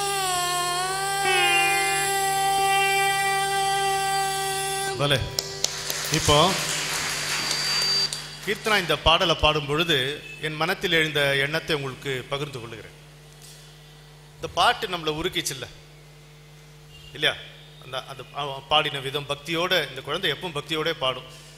அந்த பாடுறதுனால நம்முடைய மனசை இதை தொடுகிறது. ஆனால் கொஞ்சம் உற்று கவனித்தீர்களானால் இந்த பாட்டில் பக்தி இருக்கிறது, பாவம் இருக்கிறது, அழகான ராகம் அமைந்திருக்கிறது. கவிதை பெருசாய் வரிகளை எடுத்தீங்கன்னா இது அவ்வளோ சிறப்பான வரிகள் என்று நம்ம கொண்டாடும்படியாக இல்லை. நான் என்ன சொல்ல வரேன்னா, கர்நாடக சங்கீதத்திலும் சரி திரை இசை பாடல்களிலும் சரி இந்த இரண்டு அம்சங்களை காணலாம். ஒரு நல்ல மெட்டு இருக்கும், வார்த்தைகள் சுமாராக இருக்கும். அருமையான வார்த்தைகளுக்கு சுமாரான மெட்டு அமையும். இது திரைப்பட பாடல்களில் பார்க்குறோமே, இதை கர்நாடக சங்கீதத்திலையும் நம்ம பார்க்கிறோம். எப்போ பார்க்கிறோம் கர்நாடக சங்கீதத்தில்? தியாகையருடைய கீர்த்தனைகளில் பார்க்க முடியாது, தீட்சிதருடைய கீர்த்தனையில் பார்க்க முடியாது. அதற்கு பிறகு வந்த வாగ్గேயக்காரர்களிடம் இதை நம்ம பார்க்கலாம். என்ன வித்தியாசம் அவங்களுக்கு இவங்களுக்குன்னா, ரமண மகர்ஷிகிட்ட போய் ஒரு அம்மா வீணை வாசிக்கக்கூடிய ஒரு பெண்மணி கேட்டாங்களாம், நான் என்னுடைய இசையாலேயே இறைவனை அடைய முடியாதா அப்படின்னு கேட்டாங்களாம். ரமண மகர்ஷி சும்மா இருந்தார், பதில் சொல்லல. ரெண்டாவது வாட்டி கேட்டாங்களே, ஏன் சும்மா இருக்கீங்க, ஏன் நான் இசையால் அடைய முடியாதா இறைவனை, என் பாட்டால் நான் அடைய முடியாதா அப்படின்னு கேட்டாங்களா. அப்பவும் அவர் பொறுமையாக இருந்தாராம். இப்போ அந்த அம்மா மூன்றாவது முறை கேட்குறாங்களாம், ஏன் பதில் சொல்ல மாட்டேன்றீங்க, ஏன் தியாகையர் அடையலையா, பாட்டு மூலமாக இறைவனை அவர் அடையலையா, தியாகையர் அடையலையா, மீராபாய் அடையலையான்னு கேட்டாங்களாம். அப்போ வாயை திறந்து பதில் சொன்னாராம், அவர்கள் பாடி பெறவில்லை, பெற்றதை பாடினார்கள்னாராம். என்ன ஒரு அருமையான வார்த்தை. அவர்கள் பாடி பெறவில்லை, பெற்றதை பாடினார்கள், எனவேதான் அவர்களுடைய சங்கீதம் ஜீவனுள்ளதாக இருக்கிறது. ஒரு வார்த்தை இதில் மாற்ற முடியாது, புரோஸில் கூட. அவர் அவர்கள் பாடி பெறவில்லை, பெற்றதை பாடினார்கள். எனவேதான் அவர்களுடைய சங்கீதம் ஜீவன் உள்ளதாக இருக்கிறது. ஒரு சம்பந்தம் இல்லாத ஆனால் சம்பந்தம் இருக்கக்கூடிய ஒற்றுமையை நான் உங்களுக்கு சொல்லுகிறேன். தியாகையர் யாருக்காக பாட்டு எழுதினார்? பாட்டு எழுதி கொடுங்கன்னு யாராவது கேட்டாங்களா அவரை? இல்லை. அவர் பாடுவதை தவிர்க்க முடியல. எப்படி சுவாசிப்பது? நமக்கு நாம் சுவாசித்தால் தானே உயிர் வாழ முடியும். ராமனை பாடினால்தான் அவரால் உயிர் வாழ முடியும். அப்படி இருந்தது. அதனால தியாகையருடைய தீட்சிதருடைய பாடல்கள் எல்லாம் மந்திர சுரூபம், வெறும் வார்த்தைகள் கிடையாது. மந்திரம் போல் வேண்டுமடா சொல்லின்பம் பாரதி சொன்னானே, அந்த மந்திர சொற்கள் நிரம்பிய பாடல்கள் முத்துசாமி தீட்சிதர் ஐயா அவர்களுடைய பாடல்கள். அப்ப என்ன, அதுல நீங்க வார்த்தையையும் இசையையும் பிரிக்கவே முடியாது. பரத்வாஜ் முதல்ல விளக்கின மாதிரி வரும்போதே அவை சேர்ந்தே பிறந்தன. அதனால அவை ஜீவன் உள்ளதாக இருக்கின்றன. பிற்பாடு வந்தவர்களுக்கு அந்த ஆசை இருக்கிறது, அந்த உற்சாகம் இருக்கிறது, ஆனால் அந்த அனுபூதி இல்லை. அது நமக்கு தெரியுது. ஒன்று வார்த்தை நல்லா இருக்கு, இல்லைன்னா ராகம் நல்லா இருக்கு, அது மாதிரி இருக்கிறது. இது இப்போ திரை இசை பாடல்களுக்கு வாங்க, இங்கேயும் இதை பார்க்கலாம். ரொம்ப சுமாரான வார்த்தைகள் ரொம்ப அழகான மெட்டில் போய் வாங்கிக்கும். நம்ம அதை ரசித்து பாடும்போது என்னோட அபத்தமாக இருக்கேன். ரொம்ப நல்ல வார்த்தைகள் ரொம்ப சுமாரான மெட்டில் போய் சிக்கிக்கும். ஏதாவது ஒரு நாள் மழை மாதிரி வாய்க்கும் பொழுது ஒரு கண்ணதாசனுடைய வரிகள் விஸ்வநாத ராமமூர்த்தியில் இசையில் அப்படி சேர்ந்து ஒரு டி.எம். சௌந்தரராஜும் சுசீலாவும் பாடும் பொழுது, இப்போ நம்ம முதல்ல மலர்ந்து மலராத பாடம் போகிற மாதிரி காலம் தாண்டி அவை நிற்கும். எனவே இசையை பொறுத்த மட்டும் இந்த பொருத்தம் நாம் ரொம்ப ஒப்பற்ற மகான்களான வாக்கியக்காரர்களிடமும் பார்க்க முடியும், திரை இசையிலையும் பார்க்க முடியும் என்கின்ற ஒரு அற்புதமான கருத்தை நம்ம பார்த்தோம்.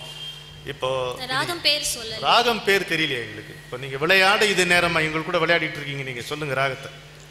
ராகம் பேர் சொல்றதுக்கு முன்னாடி அந்த பாட்டுக்கு போயிடலாமா? ஏன்னா உங்களுக்கு இந்த ராகத்துல இந்த ராகம் மாதிரி இருக்கிற பாட்டு நீங்க சொன்னதுனால ஃபர்ஸ்ட் பாட்டுக்கு போயிடலாமா? பாட்டுக்கு போனதுக்கு அப்புறமா ராகத்தை விளக்கலாமா? எந்த பாட்டுக்கு? விளையாட இது நேரமா? மறைந்து விளையாட இது நேரமா? உங்களுக்கு தெரிஞ்ச பாட்டே சொல்றேனே. மறைந்திருந்து பார்க்கும் மருமம் என்ன, அந்த பாட்டு அதே ராகம் மாதிரி தான் இருக்கும்னு நினைக்கிறேன். நான் ஏதோ கேட்டிருக்கேன், ஒரு தடவை 2 தடவை கேட்டிருக்கேன். வர வர வானிலை அறிக்கை ரமணன் மாதிரி பேச ஆரம்பிச்சு.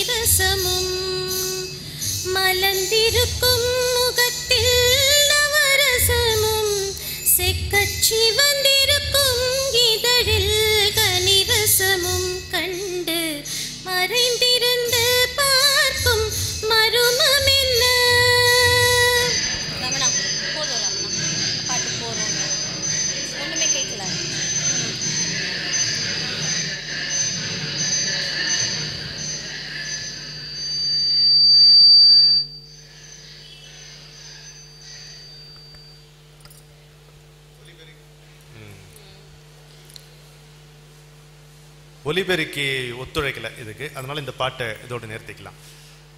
சொல்லுங்க சார். இப்போ இந்த ராகம் அப்படின்னு சொன்னேன் இல்லையா,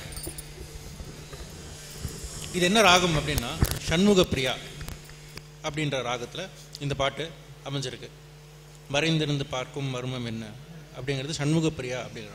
ஒரு நிமிஷம் பரத்வாஜ், இதில் இவங்க பாடின பாட்டுக்கும் ஒரு யாரும் திட்டமிடாத ஒரு ஒற்றுமை. விளையாட இது நேரமா, மறைந்து விளையாட இது நேரமா அப்படின்னு கீர்த்தனாவுடைய பாடல் டிஎன் பாலு இயற்றிய கீர்த்தனை தானே அது. இங்கே மறைந்திருந்து பார்க்கும் மர்மமன், இது எதேச்சையாக அமைந்து எதேச்சையாக நடந்த இன்னொரு விஷயம்.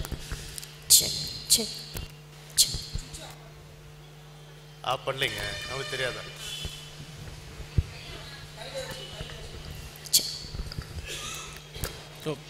சண்முக பிரியா அப்படின்ற ராகத்தில் அமைஞ்சிருக்கு. மறைந்திருந்து பார்க்கும் மர்மம் என்ன, விளையாட இது நேரமா.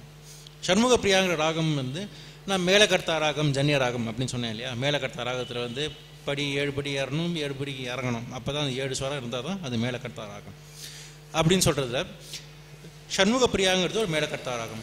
56வது மேலக்கர்த்தா ராகத்தை இருக்கிறது. 72 மேலக்கர்த்தா ராகம் டோட்டலாக இருக்குது. அந்த 72 அது 56 வருது. சண்முக பிரியாவில் என்னெல்லாம் நோட்ஸ் இருக்குது, என்னெல்லாம் ஸ்வரங்கள் இருக்குது, சண்முக பிரியாவில் என்னெல்லாம் ஸ்வரங்கள் இருக்குது, என்னெல்லாம் நோட்ஸ் இருக்குது அப்படின்னு பார்த்தா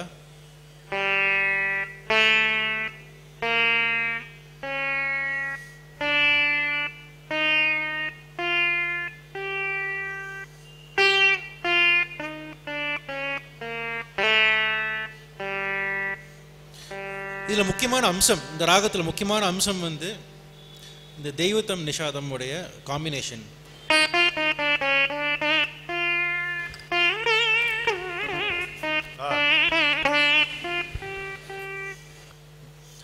ஆஹா அப்படிங்கிறச்ச இந்த சஜ்ஜம் கம்மியாக கொடுத்து நீரி காம்பினேஷன், நீரி காம்பினேஷன் கொடுத்துட்டு கடைசியில் சாலனுன்னா அதோடைய அம்சம் அங்கே வருது. இந்த ராகம் எப்போதுமே நீங்கள் பார்த்தீங்கன்னா மறைந்திருந்து பார்க்கும் மர்மம் என்ன, அதுக்கப்புறமா இந்த சரவண பவ என்றும் அந்த பாட்டு, அதே மாதிரி விளையாட இது நேரம் எல்லாம் மேலே தான் அமைச்சிருக்கு. ஏன் ராகம் கீழெல்லாம் இடமே இல்லையா, நிறைய இருக்க இடம், ஏன் அமைக்கப்படலை அப்படின்னு கேட்குறச்சே இந்த ராகத்தோடைய ஜீவனே அந்த மேலே பாடினா தான் அதோட ஜீவன் வர்றது. கீழே பாடுறச்சு இருக்கும், இல்லைன்னு சொல்லலை. ஆனால் அதோடைய அமைப்பு, ராகமுடைய அமைப்பு எப்படி இருக்குன்னா அந்த மேலே பாடுறச்சு தான் அதோடைய அழகு, அதோடைய ஜீவனும் வெளில வருது. அதனால தான் முக்கால்வாசி பாடல்கள் நீங்கள் பார்க்குறச்சே மறைந்திருந்து பார்க்கும் நேரம் கீழே வச்சிருக்கலாமே, மறைந்திருந்து மருமம் என்ன பாடிருக்கலாம். ஏன் பாடல, ஏன் அங்கே மேலே வச்சாங்கன்னா அந்த ராகத்தோடைய அமைப்பு அந்த மாதிரி. இப்போ நீங்கள் இந்த மேலே இல்லாமல் கீழே வச்சு கூட எனக்கு ஒன்று தோன்றுறது இப்போ இவர் சொன்னது. ஆனால் அதுக்கு காரணம் அந்த பாடகியுடைய அந்த சாரீரம், அதுதான் எனக்கு தோன்றுறது. ஊருண்டு பேருண்டு உறவுண்டு சுகமுண்டு உற்றார் பெற்றாரும் உண்டு நீருண்ட மேகங்கள், இது கீழே தான் வருது. எடுக்கிறதும் பழனியப்பா அதுவும் ஆமா வருது. அதனால இது பழம் நீயப்பா பழம் நீ எப்படி இருக்கும். இதே மேலே பாடுறச்சு எப்படி இருக்கு, வார்த்தையோடைய அர்த்தம் அது எந்த இடத்துல இருக்கு, பாடினவருடைய என்ன ஒரு மனநிலையில பாடினார், பாட்டு அமைக்கப்படுறச்சே அவருடைய மனநிலை என்ன மாதிரி இருந்தது, அவர் துக்கமா இல்லை வெறுப்பா இல்லை கோவமா இல்லை சந்தோஷமா, என்ன மாதிரி மனநிலையில் இருந்ததுனால அந்த பாட்டு வந்திருக்கு. அதே நான் சொன்ன மாதிரியே தான் இப்போ திருப்பி சொல்கிறது. அவங்க பாட்டு வந்து ஏற்றுச்சே அவங்களுக்கு தானாக வந்தது, நம்மளுக்கு கஷ்டப்பட வேண்டியதாக இருக்கிறது அவங்களுக்கு தானாக வந்தது. அவங்களுக்கு வந்து அந்த நேரத்தில் அப்படியே அருவி மாதிரி கொட்டிது. அவங்களுக்கு வந்து கஷ்டப்பட்டு ஃபஸ்ட்டு இசை வந்து அதுக்கப்புறமா அதுக்கு வார்த்தையை ஃபிட் பண்ண மாதிரி இல்லாமல், இல்லை வார்த்தையை முதல்ல வந்து அதுக்கு நான் இசையை தேடுற மாதிரி இல்லாமல் தானாக அருவி மாதிரி ரெண்டுமே சேர்ந்து கொட்டினது தான். இது வந்து நம்மளுக்கு ரொம்ப கஷ்டமாக இருக்கலாம். ஏன் கரெக்டாக இப்படி மேலே வச்சாங்க, மறைந்திருந்து பார்க்கும் கரெக்டாக மேலே இருக்குது, விளையாடுது நேரமாக கரெக்டாக அந்த இடத்துல தான் இருக்குது, ஏன் கீழே வச்சிருக்கலாமே. பரத்வாஜ், இது ரொம்ப முக்கியமான கருத்தாக இருக்குது. இதில் இன்னொன்று கூட சொல்லலாம். அதாவது இங்கே இந்த வார்த்தைகள் ஏன் மேலே பாடணும், இந்த வார்த்தை ஏன் மேலிருந்து பார்க்கையில் எங்கக்கூடாது, மேலிருந்து பார்க்கையில் என்னன்னு சொல்லணும். பழம் நீ அப்பான்னு அந்த பாட்டு வரும் பொழுது ஔவையாருடைய பரவசம், முருகனை பார்க்க ஆமா, அப்படியே அந்த ஒரு தரிசனம், அந்த பரவசம். அதே மாதிரி தான் அந்த மறைந்திருந்து பார்க்கும் கூட அந்த நாதத்திலே தலைவன் குரல் கேட்டு வந்த நாணத்திலே, அது அந்த நாணம்னு வரதுனால ஆமா அது இறங்குது. நாதத்திலே தலைவன் குரல் கேட்டுனா ஒரு நாதம் வந்து சேர்கின்ற பாவனை அந்த ராகத்திலே வருகிறது, அந்த மெட்டிலே வருகிறது. மோகத்திலே என்னை மூழ்க வைத்து, மோகம் ஒரு சுழல், மோகத்திலே என்னை மூழ்க வைத்து ஒரு ஓரத்திலே, அதான் இசையமைப்பாளர், கள்வனை போல் மாலவா வேலவா மாயவா சண்முகா மறைந்திருந்து பார்க்கும் மருமம் என்ன. இதுல எப்படி கண்ணதாசனும் கேவி மகாதேவனும் ஒத்து போயிருக்காங்க பாருங்க. இப்போ பரத்வாஜ் இதை விவரிக்கும் போது, கீர்த்தனா பாடும் பொழுது, புவனா இதை எடுத்து கொடுக்கும் போது இந்த அழகு நம்மால புரிந்து கொள்ள முடிகிறது. இந்த வார்த்தை இப்படிதான் பாடணுங்கிற மாதிரி அமைஞ்சிருக்கு பாருங்க. இப்போ ஒரு வாகையக்காரர்கள் அவங்களுக்கே வார்த்தையும் வருகிறது, அவங்களுக்கே இசையும் வருகிறது, அதை அவங்க சேர்ந்து கொடுக்கறது ஒண்ணு. திரை இசை பாடல் அப்படி இல்லை. தானே எழுதி தானே இசையமைத்து தானே பாடுகின்ற அந்த இது திரை இசையில இல்லை. அது நான் குறையா சொல்லல, அதுவே ஒரு ஆச்சரியமா சொல்றேன். எழுதுற ஒருத்தர், மெட்டு போடுற ஒருத்தர், பாடுற ஒருத்தர், ஆனா இவங்க 3 பேர் அழகா சேர்ந்து இணைகிறார்கள் பாருங்க. இந்த சங்கமத்தை ஏற்படுத்தி கொடுப்பது இசைதான். இசை மட்டுமே இந்த சங்கமத்தை ஏற்படுத்தி கொடுக்கும் அப்படின்னு சொல்றோம். இன்பத்திலிருந்து அமைதிக்கு நம்மை கொண்டு சேர்க்கும், துன்பத்திலிருந்து இன்பத்திற்கு நம்மை கொண்டு சேர்க்கும். நாம் செல்லுகின்ற பாதையில் எல்லாம் ஒரு தோழனாக நம்முடைய தோளை தொட்டு தெம்பு தருகின்ற வல்லமை பொருந்தியது இசை. எனவேதான் தெய்வீக இசை என்று நம்ம சொன்னோம். இப்ப இந்த நாதத்திலே தலைவன் குரல் கேட்டு வந்த நாணத்திலே என்னை நான் மறந்தேன், மோகத்திலே என்னை மூழ்க வைத்து ஒரு ஓரத்திலே நின்று கள்வனை போல். என்ன அருமையா இருக்கு பாருங்க பாட்டு. என்னம்மா அப்படி அழகாக ஒரு இசை அலையாக அது போகிறது. கொத்தமங்கலம் சுப்பு அருமையான கவிஞர். பாரதிக்கு பின் வந்த கவிஞர்களில் பாரதியாருடைய பாதிப்பு தெரியாமல் இருந்தவர் கொத்தமங்கலம் சுப்பு. கிராமிய பாடல்களாகவே பாடினார். அவர் காதலை பற்றி சொன்ன 4 வரிகள் இந்த பாட்டை இப்போ கேட்கும் பொழுது இந்த விளக்கங்களில் எனக்கு புரிந்து கொள்ள முடிகிறது. என்ன சொன்னார் தெரியுமா? வாயிருக்க கண் பேசும், கண்ணிருக்க மனம் பார்க்கும். வாயிருக்க கண் பேசும், கண்ணிருக்க மனம் பார்க்கும், மனசு பார்த்து முடிப்பதுதான் முடிவு, காதல் மகத்துவத்தை தெரிஞ்சுக்கடி வடிவு. என்ன அழகாக இருக்கு பாருங்க, கொச்சையான மொழியில எவ்வளவு அழகா வைக்கிறேன். வாயிருக்க கண் பேசும், கண்ணிருக்க மனம் பார்க்கும், மனசு பார்த்து முடிப்பதுதான் முடிவு, காதல் மகத்துவத்தை தெரிஞ்சுக்கடி வடிவுங்கிறார். நாதத்திலே தலைவன் குரல் கேட்டு வந்த நாணத்திலே என்னை நான் மறந்தேன். அதுபடி கண்ணதாசன் சொல்ற மாதிரியா இருக்கு. மோகத்திலே என்னை மூழ்க வைத்து ஒரு ஓரத்திலே நின்று, இப்படிதான் பேசுவார் கண்ணதாசன், ஒரு ஓரத்திலே நின்று கள்வனை போல். அதுதான் அதே மாதிரிதான் இந்த இதே பாட்டுல தான் முதல்ல செக்க சிவந்திருக்கும் இதழில் கனிரசமும், அந்த இடம் கூட செக்க சிவந்திருக்கும் இதழில் கனிரசமும் கண்டு, அந்த கண்டு நல்லதா இருக்கு. அந்த செக்க சிவந்திருக்கும் பாட்டு நமக்கு பாட வராது. செக்க சிவந்திருக்குன்னு பாடும்போது இந்த இதழ் முழுக்க பார்த்த மாதிரி இருக்கு.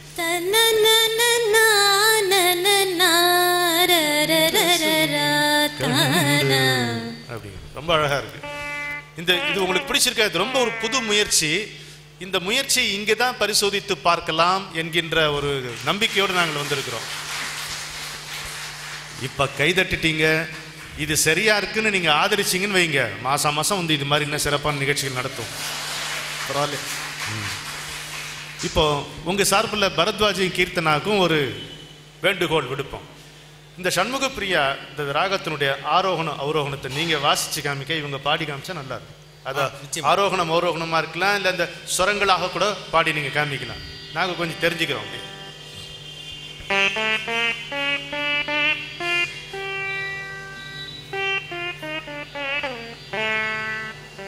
சரிகம பதனிச சனிதா பமகரிச. இப்போது நம்ம ஸ்கூல் பசங்கள்லாம் பள்ளிக்கூடத்துக்கு போகிறாங்க, ஸ்கூலுக்கு போகிறாங்க. ஸ்கூலில் மெட்ரிகுலேஷன் ஸ்கூல்னு இருக்குது, சிபிஎஸ்சின்னு இருக்குது, ஸ்டேட் போர்டுன்னு இருக்குது, என்னெல்லாமோ இருக்குது. இப்போது புதுசாக என்னெல்லாமோ வந்திருக்கு. அதே மாதிரி இந்த ராகத்தை பார்த்தாலும் பாடல்கள் பார்த்தாலும் ஒருத்தருக்கு ஒரு ஒரு விதமான வழியில் பாடுறதுக்கு இருக்குது வழி.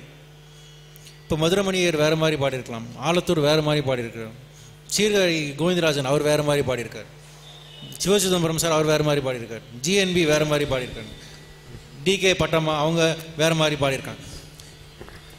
இந்த சண்முக பிரியாவிலேயே நிறைய விதமாக பாடியிருக்காங்க நிறைய பெரிய பெரிய மேதைகள். எனக்கு தெரிஞ்ச வரைக்குமே இதில் 2 விதமாக சண்முக பிரியா வாசிக்கிறதுக்கு வாய்ப்பு இருக்குது, பாடுறதுக்கு வாய்ப்பு இருக்குது.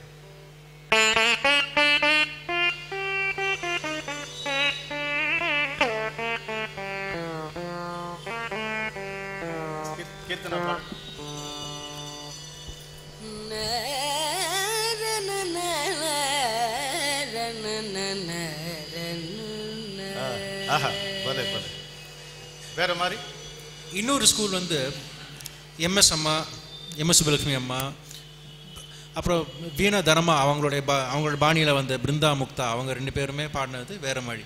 அவங்க வந்து சண்முக பிரியாவுடைய எப்படி சொல்கிறது, 2வது பாகம், முதல் பாகம்ங்கிறது சரிகமா பா, தனிசா 2வது பாகம் வச்சுட்டா தனிசாவை வந்து தோடியை எப்படி பாடுவாங்களோ அந்த மாதிரி பாடியிருக்காங்க.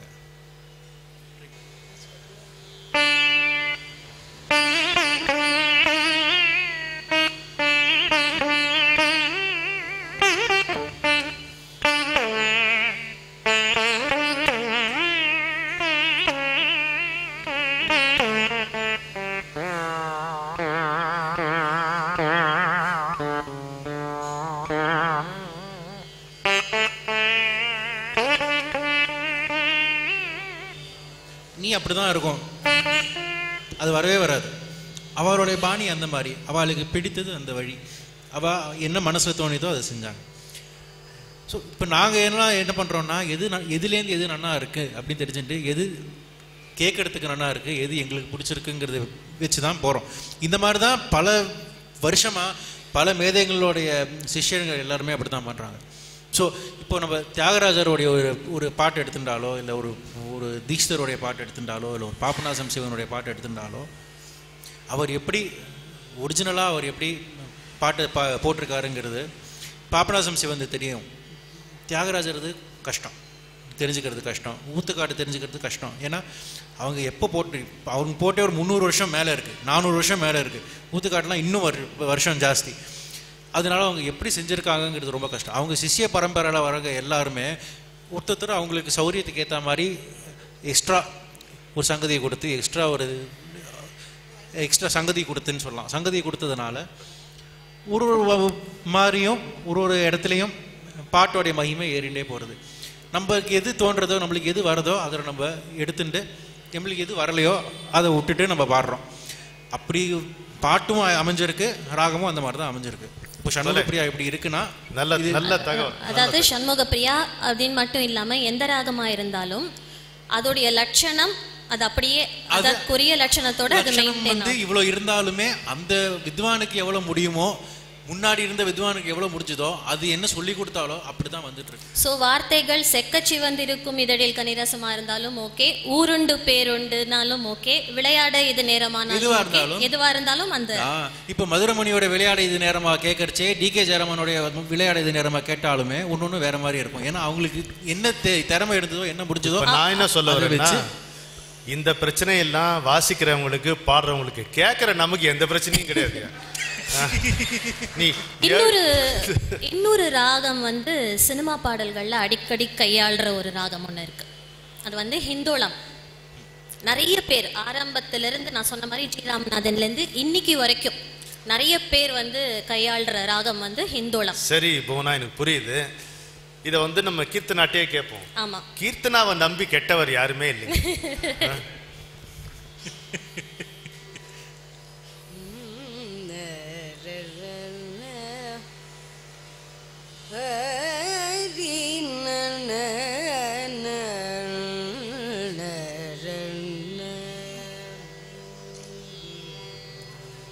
நம்பி கெட்டவர் எவரையா உமை, நம்பி கெட்டவர் எவரையா உமை, நாயகனை திருமயிலையில் இறைவனை நம்பி கெட்ட கெட்டவர் எவரையா உமை நாயகனை திருமயிலையில் இறைவனை நம்பி கெட்டவர் எவரையா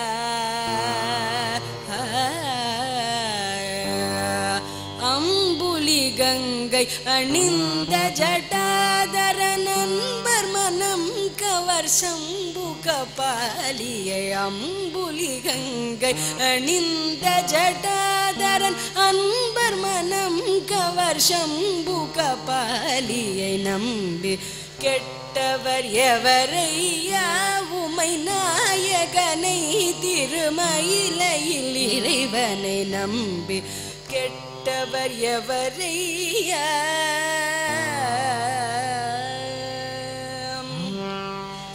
ஒன்றுமே பயனில்லை என்று உணர்ந்த பின்பவர் உண்டென்பார் ஒவ்வொரு மனிதனும் ஒரு நாளின் நிலை எய்துவதுருதிதை மறந்தார் ஒவ்வொரு மனிதனும் ஒரு நாளின் நிலை எய்துவதுருதிதை மறந்தார் அன்று செயலறிந்தலம் வரும் பொழுது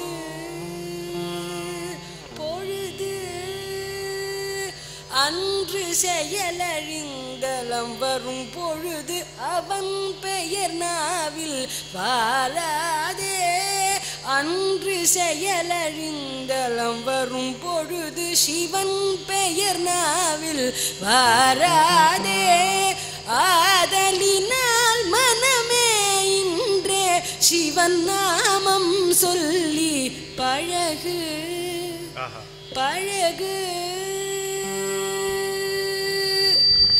ஆதலினால் மனமே இன்றே சிவன் நாமம் சொல்லி பழகு பழகு ஆதலினால் மனமே இன்றே சிவன் நாமம் சொல்லி பழகு அன்புடன் நம்பி கெட்டவர் எவரையா உமை நாயகனை திருமயிலையில் இறைவனை நம்பி கெட்டவர் எவரையா உமை நம்பி கெட்டவர் எவரையா மயிலையில் இறைவனை நம்பி கெட்டவர் எவரையா எவரையா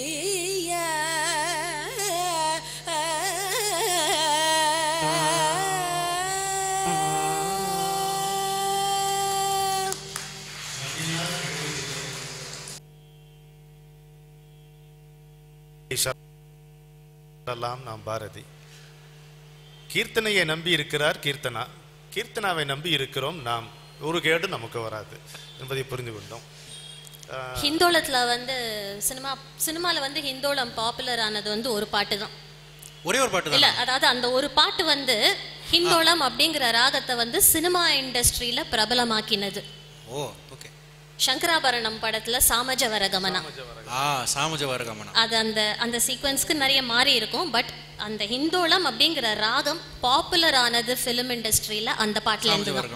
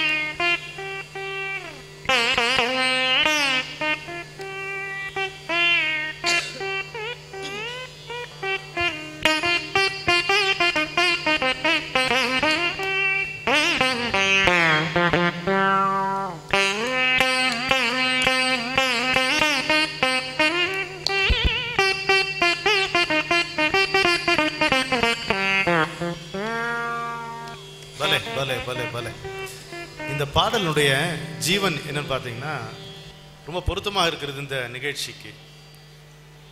ஓங்காரத்திலிருந்து வெளிப்பட்ட 7 ஸ்வரங்களாகிய மலை மீது சுடர் விடுகின்ற ஒளியே என்று கடவுளை தொழுகிறார்.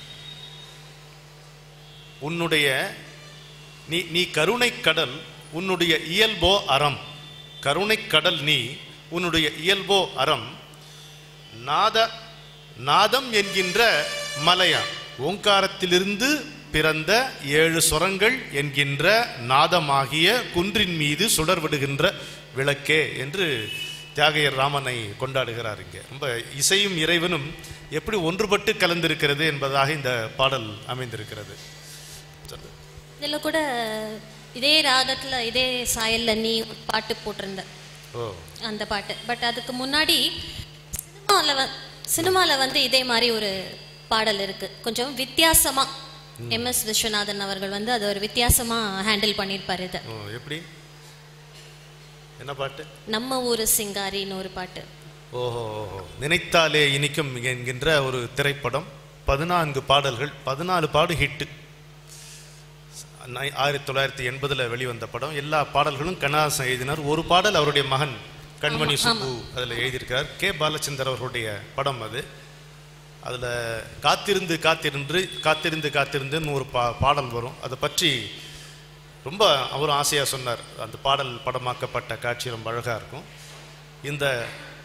இந்த நம்ம ஊர் சிங்காரி சிங்கப்பூர் வந்தாளாம் என்பது எங்களுடைய குடும்பத்தில் ரொம்ப நெருக்கமான பாட்டு. எங்களுடைய அக்கா மகள் சிங்கப்பூருக்கு போகும்போது, குழந்தையா இருக்கும் பொழுது சிங்கப்பூருக்கு போகும்போது அவள் அங்கே பள்ளிக்கூடத்தில் சேரும்போது எல்லாரும் சேர்ந்து உட்காந்து வச்சு இந்த பாட்டு பாடினாங்களாம். அவங்க ரேக்கிங் அப்படி. நம்ம ஊர் சிங்காரி சிங்கப்பூர் வந்தாளாம், பொட்டும் வச்சு பூ முடிச்சு நின்னாளாம், பொட்டும் வச்சு பூ முடிச்சு நின்னாளாம், தானா மன்மதன் வந்தானா நம்ம சங்கதி சொன்னானா, மன்மதன் வந்தானா நம்ம சங்கதி சொன்னானா. இது வரைக்கும் யார் வேணா எழுதிடலாம், இது யார் வேணா பாடிடலாம். அப்புறம் காமிக்கிறார் பாருங்க கண்ணதாசன், ஒரு பெண்ணை அப்படியே இசை வடிவாகவே சொல்லுகிறார். அன்பான உன் பேச்சு ராகம், நடை போட்டு வந்தாலே தாளம். அன்பான உன் பேச்சு ராகம்ங்கிறார். பாட்டு தானே ராகம் சொல்லணும். உன் பேச்சு ராகம், நீ நடந்து வந்தால் அது தாளம், சுகமான உன்மேனி பாடல். இது ரெண்டு சேர்ந்து வந்ததுனால அது பாடல். இனிமேலும் இதில் என்ன ஊடல், இந்த தேவனுக்கு நீயும் சொந்தம், தேவதைக்கு நானும் சொந்தம், பூலோகம் தாங்காது வாம்மா, இந்த காதலுக்கு ஈடு சொல்ல காவியத்தில் யாரும் இல்லை, நீ ஒன்று நான் ஒன்று தாமா, 2 பேரும் ஒன்று தான். அப்படி எப்பவுமே என்னுடைய குருநாதர் வாழ்த்துவர். ரொம்ப நெருக்கமாக இருக்கக்கூடிய கணவன் மனைவிய இவங்க 2 in 1 இல்லப்பா, இவங்க 1 in 2ன்னுவர். அதுதான் நீ ஒன்று நான் ஒன்று தாமான்னு கண்ணதாசன்.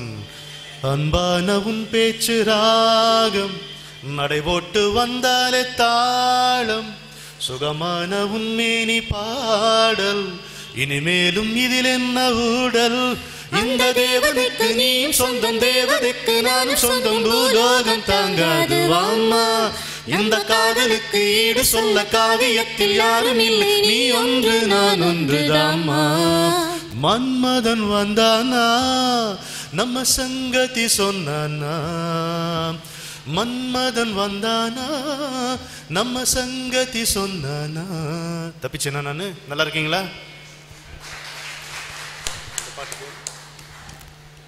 அதே மாதிரி நீ உன்னுடைய பாட்டு ஒன்று எனக்கு ஞாபகம் வருது.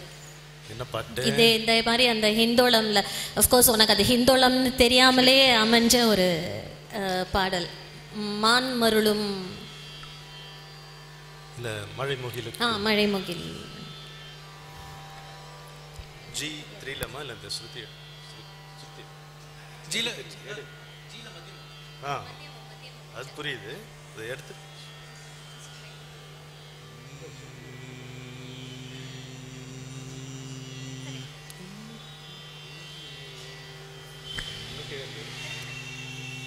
கீழே கீழே இருக்க எனக்கு.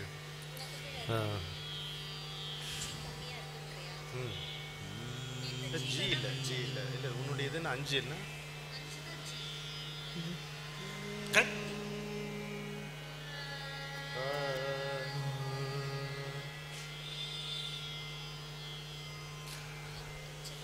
அப்படியா?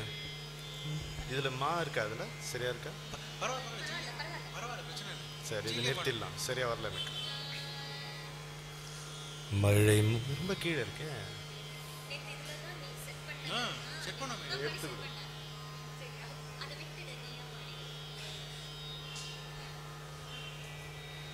சரி வரல.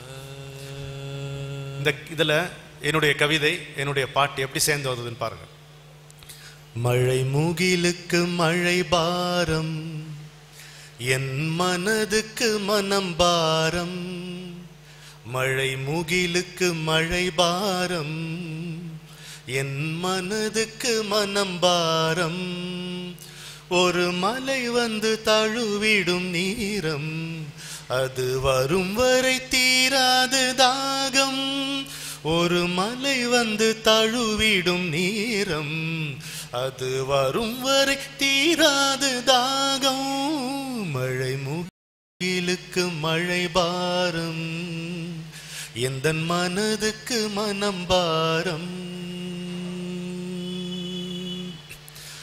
காத்திருந்தேன் பெரும் காற்றினிலே, சென்ற காவியங்கள் பல கோடி. வழி பார்த்திருந்தேன் எந்தன் பார்வையிலே, நின்ற பனித்திரையும் பல கோடி. தேடி வந்தேன் இங்கு வாடி நின்றேன், ஏன் திசைகள் விரிந்தன கோடி. தேடி வந்தேன் இங்கு வாடி நின்றேன், ஏன் திசைகள் பிரிந்தன கோடி. தேரில் வந்தேன் இன்று தெருவில் நின்றேன், தேன் இனிமை மறந்தது பாடி. மழை முகிலுக்கு மழை பாரம், எந்தன் மனதுக்கு மனம் பாரம்.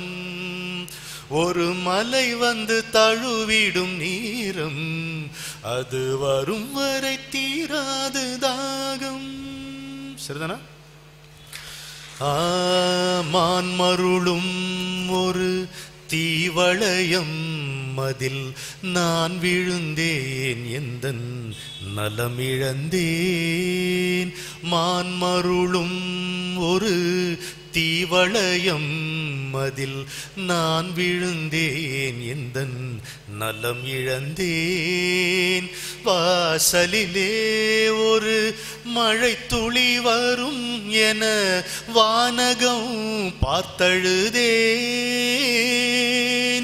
தேன் வளரும் ஒரு தென்றல் நுழைந்தது, தேரினில் மழை வந்தது.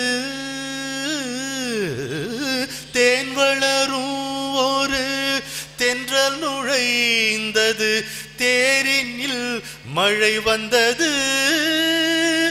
எங்கும் நாதமயம் உந்தன் நாமமயம், உன்னில் நான பயம் எனில் ஏது பயம். ఎంతో రుచిరా రామా ఏమి రుచిరా, ఏమి రుచిరా రామా ఎంతో రుచిరా.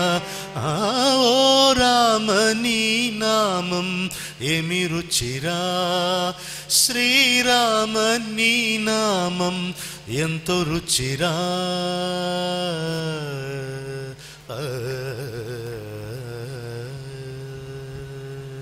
பாருங்க, நமக்கு பாட்டெல்லாம் தெரியாதுங்க, நம்ம வீதி பாடகம், ஏதோ கொசு கடிக்க கத்துறவங்க தான் நம்ம. ஆனால் இங்கே என்ன உங்களுக்கு தெரிவிக்க விரும்புகிறேன்னா, பாரம்பரியமாக வந்திருக்கின்ற நம்முடைய இசை, தெய்வீக இசையானது, அது தெருவில் நுழைந்து நம்முடைய உயிரில் புகுந்து நம்முடைய மரபு அணுக்களில் நிறைந்திருக்கிறது. அதனால பாடுறவனுக்கு, என்னை போன்ற கவிஞனுக்கு பாட்டு இயல்பு. எனக்கு இசை தெரியாது, ஆனால் பாட்டு இயல்பு, என்னுடைய உயிரினுடைய இயல்பு. பாடாம வாழலாகுமா? உசுருக்கு பயந்துகிட்டு உடம்பு வாழுமா? வாழ. அதனால பாட்டு என்பது என்னை புறந்தள்ளி கொண்டு தானே வருவது. நாடி நரம்பினில் கோடி ஸ்வரங்களாய் சதா ஓடிக்கொண்டே இருப்பது இந்த இறைவன் கொடுத்த இசை என்பதை நம்ம நினைவில் கொள்ள வேண்டும். இங்கே ஒரு அற்புதமான நிகழ்ச்சி, ஒரு அற்புதமான முயற்சி, பரிசோதனை முயற்சியாக இங்கே உங்கள் முன்பு நாங்கள் அமர்ந்திருக்கிறோம். இந்த 1.5 மணி நேரத்துக்கு 1 மணி 35 நிமிடம் கடந்து விட்டது. இந்த இந்த நேரம் முழுக்க எங்களோடு ஒத்துழைத்து பொறுமையாக இருந்து கேட்ட உங்கள் அனைவருக்கும் எங்களுடைய மனமார்ந்த வணக்கங்களை முதலில் தெரிவித்துக் கொண்டு நன்றியையும் தெரிவித்துக் கொள்ளுகின்றோம். இந்த ஒப்பற்ற வாய்ப்பை எங்களுக்கு மிகவும் துணிச்சலோடு வழங்கிய திரு குருமூர்த்தி ஐயா அவர்களுக்கும் எங்களுடைய மனமார்ந்த நன்றி. இப்பொழுது நம்ம ஒருத்தருக்கொருத்தர் இங்கே உறவாடி கொண்டதில் பல கருத்துக்கள் நான் உள்வாங்கி கொண்டேன். அடுத்த நிகழ்ச்சி இங்கே கட்டாயம் அமையும் என்று நான் உங்களுக்கு ஒரு எச்சரிக்கை விடுக்கிறேன். அந்த அடுத்த நிகழ்ச்சி இந்த நிகழ்ச்சியை விட இன்னும் மிக மிக சிறப்பாக அமையும் என்று நான் உங்களுக்கு இவர்கள் சார்பில் உறுதி கூறுகிறேன். வணக்கம்.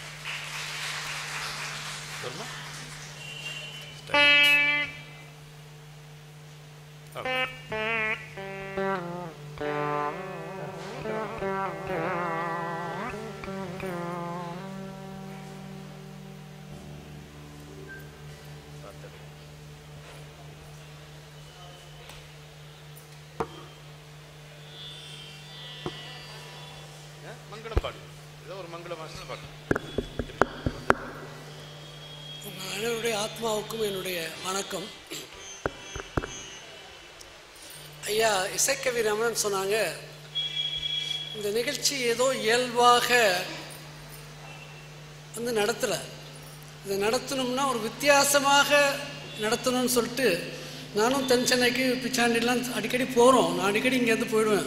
ஐயாவோட நிகழ்ச்சியாளர்கள் மற்ற யாரோட இசை நிகழ்ச்சிகள்லாம் ஆன்மீக நிகழ்ச்சியாளர்கள் போவேன். ஆனால் இந்த மாதிரி ஒரு இசைக்கு விளக்கங்கள் சொல்லி கர்நாடகா பாட்டை பாடி அது திரைப்படங்களில் எப்படி வருதுன்னு சொல்லி அதுக்கு உள்ளார்ந்த அர்த்தங்களையும் சொல்லி இவங்க சொல்ல நமக்கு கேட்கறதுக்கு நம்ம பக்குவப்பட்டிருக்கோம். வட சென்னை மக்களில் பக்குவப்பட்டு ஆடாது அசையாது ரசிக்கின்ற தன்மை நம்மிடம் இருக்கிறது என்று நான் பார்க்கின்ற பொழுது இந்த நிகழ்ச்சியை அமைத்தமைக்கு நான் முழுமையாக மகிழ்ச்சி அடைகிறேன். ஐயா ஒரே ஒரு நிமிஷம் சொல்லுங்கய்யா. இங்கே இவங்க ரசனையை நாங்கள் வளர்க்கல, இவர்களுடைய ரசனை எங்களை வளர்க்கிறது. அதுதான் உண்மை. ஓ இல்லை, அதுதான் நான் பெருமைப்படுறேன். நான் இவங்க சார்பாக தான் சொல்கிறேன். இவங்க சார்பாக தான் உங்கள் ரசனையை நாங்கள் ரசிக்கிறதுல பெரிய மகிழ்ச்சி. ஐயா மாதம் இங்கே உங்களுடைய உற்சாகத்தை அனுபவித்து உங்களுடைய உணவையை உண்டு போய் நான் வட சென்னை தானே, இப்போ நானும் வட சென்னை வாசி தான். அதனால் இது சின்ன விஷயம் இல்லைங்க. இது ஒரு ஏறத்தாழ இது முடிவு எடுத்த பிறகு ஒரு 10 நாள் சகோதரி பூவனாவையும் கூப்பிட்டு தம்பி பரத்வாஜும் கூப்பிட்டு கீர்த்தனாவிட்டு சொல்லி எந்தெந்த பாடல்களை எந்தெந்த ராகங்கள் அதுக்கு இசையில் எப்படி வருது அதை எப்படி எடுத்து நமக்கு இது பாடம் நடத்துகிறாங்க. எனக்கு ஒரு பர்மாவில் அல்ஜிபி வாத்தியார் இருந்தார், சொல்லுவார், உங்கள் முன்னால் நான் மறுநாள் பாடம் நடத்துறதுன்றதுக்கு அதுக்கு முன்னாலே முதல் நாள் நான் பாடம் நடத்தி காட்டிடுவேன். அது மாதிரி தான் இப்போ இவங்கெல்லாம் ஒரு கிளாஸ் எடுத்து நடத்தியிருக்காங்க. அவங்க வீட்டில் நம்ம முன்னால் வியாசர்பாடியில் இப்படி தான் பண்ணால் இது நமக்கு எடுக்கணும்னா புரியணும். ஒரு ப்ரொஃபஷனலாக போகாமல் நமக்கு உள்ளார்ந்த நிலையில் அவங்க நடத்தணும்னு சொல்லி நடத்தியிருக்காங்கன்னா உண்மையாகவே இன்றைக்கி பல நிகழ்ச்சிகள் நம்ம வட சென்னையில் அதுவும் MK நகரில் இருந்தாலும் இவ்வளோ பேர் வந்திருக்கீங்கன்னு பார்க்கும்போது உங்களை அத்தனை பேருக்கும் என்னுடைய நன்றியை சொல்கிறேன். மீண்டும் ஒரு நிகழ்ச்சி, அடுத்த நிகழ்ச்சி மாறுபட்ட ஒரு தலையங்கத்தில் 13ஆம் தேதி பிப்ரவரி மாதம் மாலையில் 6 மணிக்கு நடக்குது. அன்றைக்கி முகூர்த்த நாள் இருந்தாலும் இந்த நிகழ்ச்சியாக பணமானு பார்க்கும்போது எங்கள் மேனேஜர் சொன்னார், இன்றைக்கி முகூர்த்த நாள் பரவாயில்ல, இது நீங்கள் பணம் என்னங்க, பணம் பிரச்சனையே இல்லை. இன்றைக்கி ராஜா முத்தையா செட்டியார் அண்ணாமலை செட்டியார்லாம் எவ்வளோ அரங்கங்களை கட்டியிருக்காங்க. நான் இப்போ நிகழ்ச்சி எனக்கு குறைவாக கூட வரலாம். முழுக்க சைவம் தான் இங்கே புழங்குறோம். நாட்கள் குறையுது, அதை பற்றியே பிரச்சனை இல்லை. ஐயா சகோதரி குழந்தை நம்ம கீர்த்தனா போன்றோட வருகிற இடத்துல ஒரு ஒரு பண்பு மிக்க ஒரு ஆற்றல் கலன் மிக்க இடமாக தான் இருக்குமே ஒழிய அவங்களுக்கு எங்கேயுமே ஒரு ஒவ்வாமை ஏற்பட்டுறக்கூடாது. That's cannot be an allergic to them. அதனால் இதை ஒரு மிகப்பெரிய திருத்தலமாக தான் நாங்கள் மாற்றிக்கிட்டு இருக்கிறோம். அடுத்த நிகழ்ச்சி தலைப்பு இப்போ சொல்கிறீங்களா, அப்புறம் சொல்கிறீங்களா ஐயா? 7 சுரங்களுக்குள் எத்தனை பாடல்.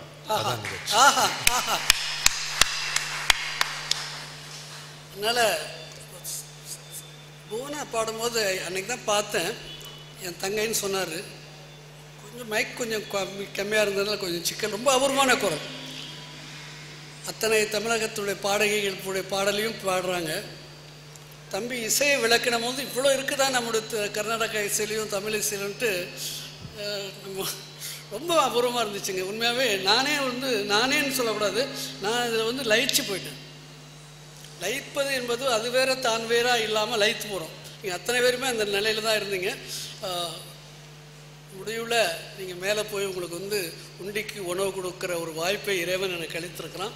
நீங்கள் தயவுசெய்து அனைவருமே மேல் மாடிக்கு சென்று உணவு அறிந்து சென்று எனக்கு அந்த பாக்கியத்தை, ஏன்னா இவர் தான் சொல்லுவார், ஒருத்தன் கேட்குறான் கொடுக்குறோம் அப்படின்னா வாங்குறவனை விட கொடுக்குறவனை விட வாங்குறவன் தான் பாக்கியவான். ஏன்னா அந்த வாய்ப்பை அவன் தான் கொடுக்குறான்.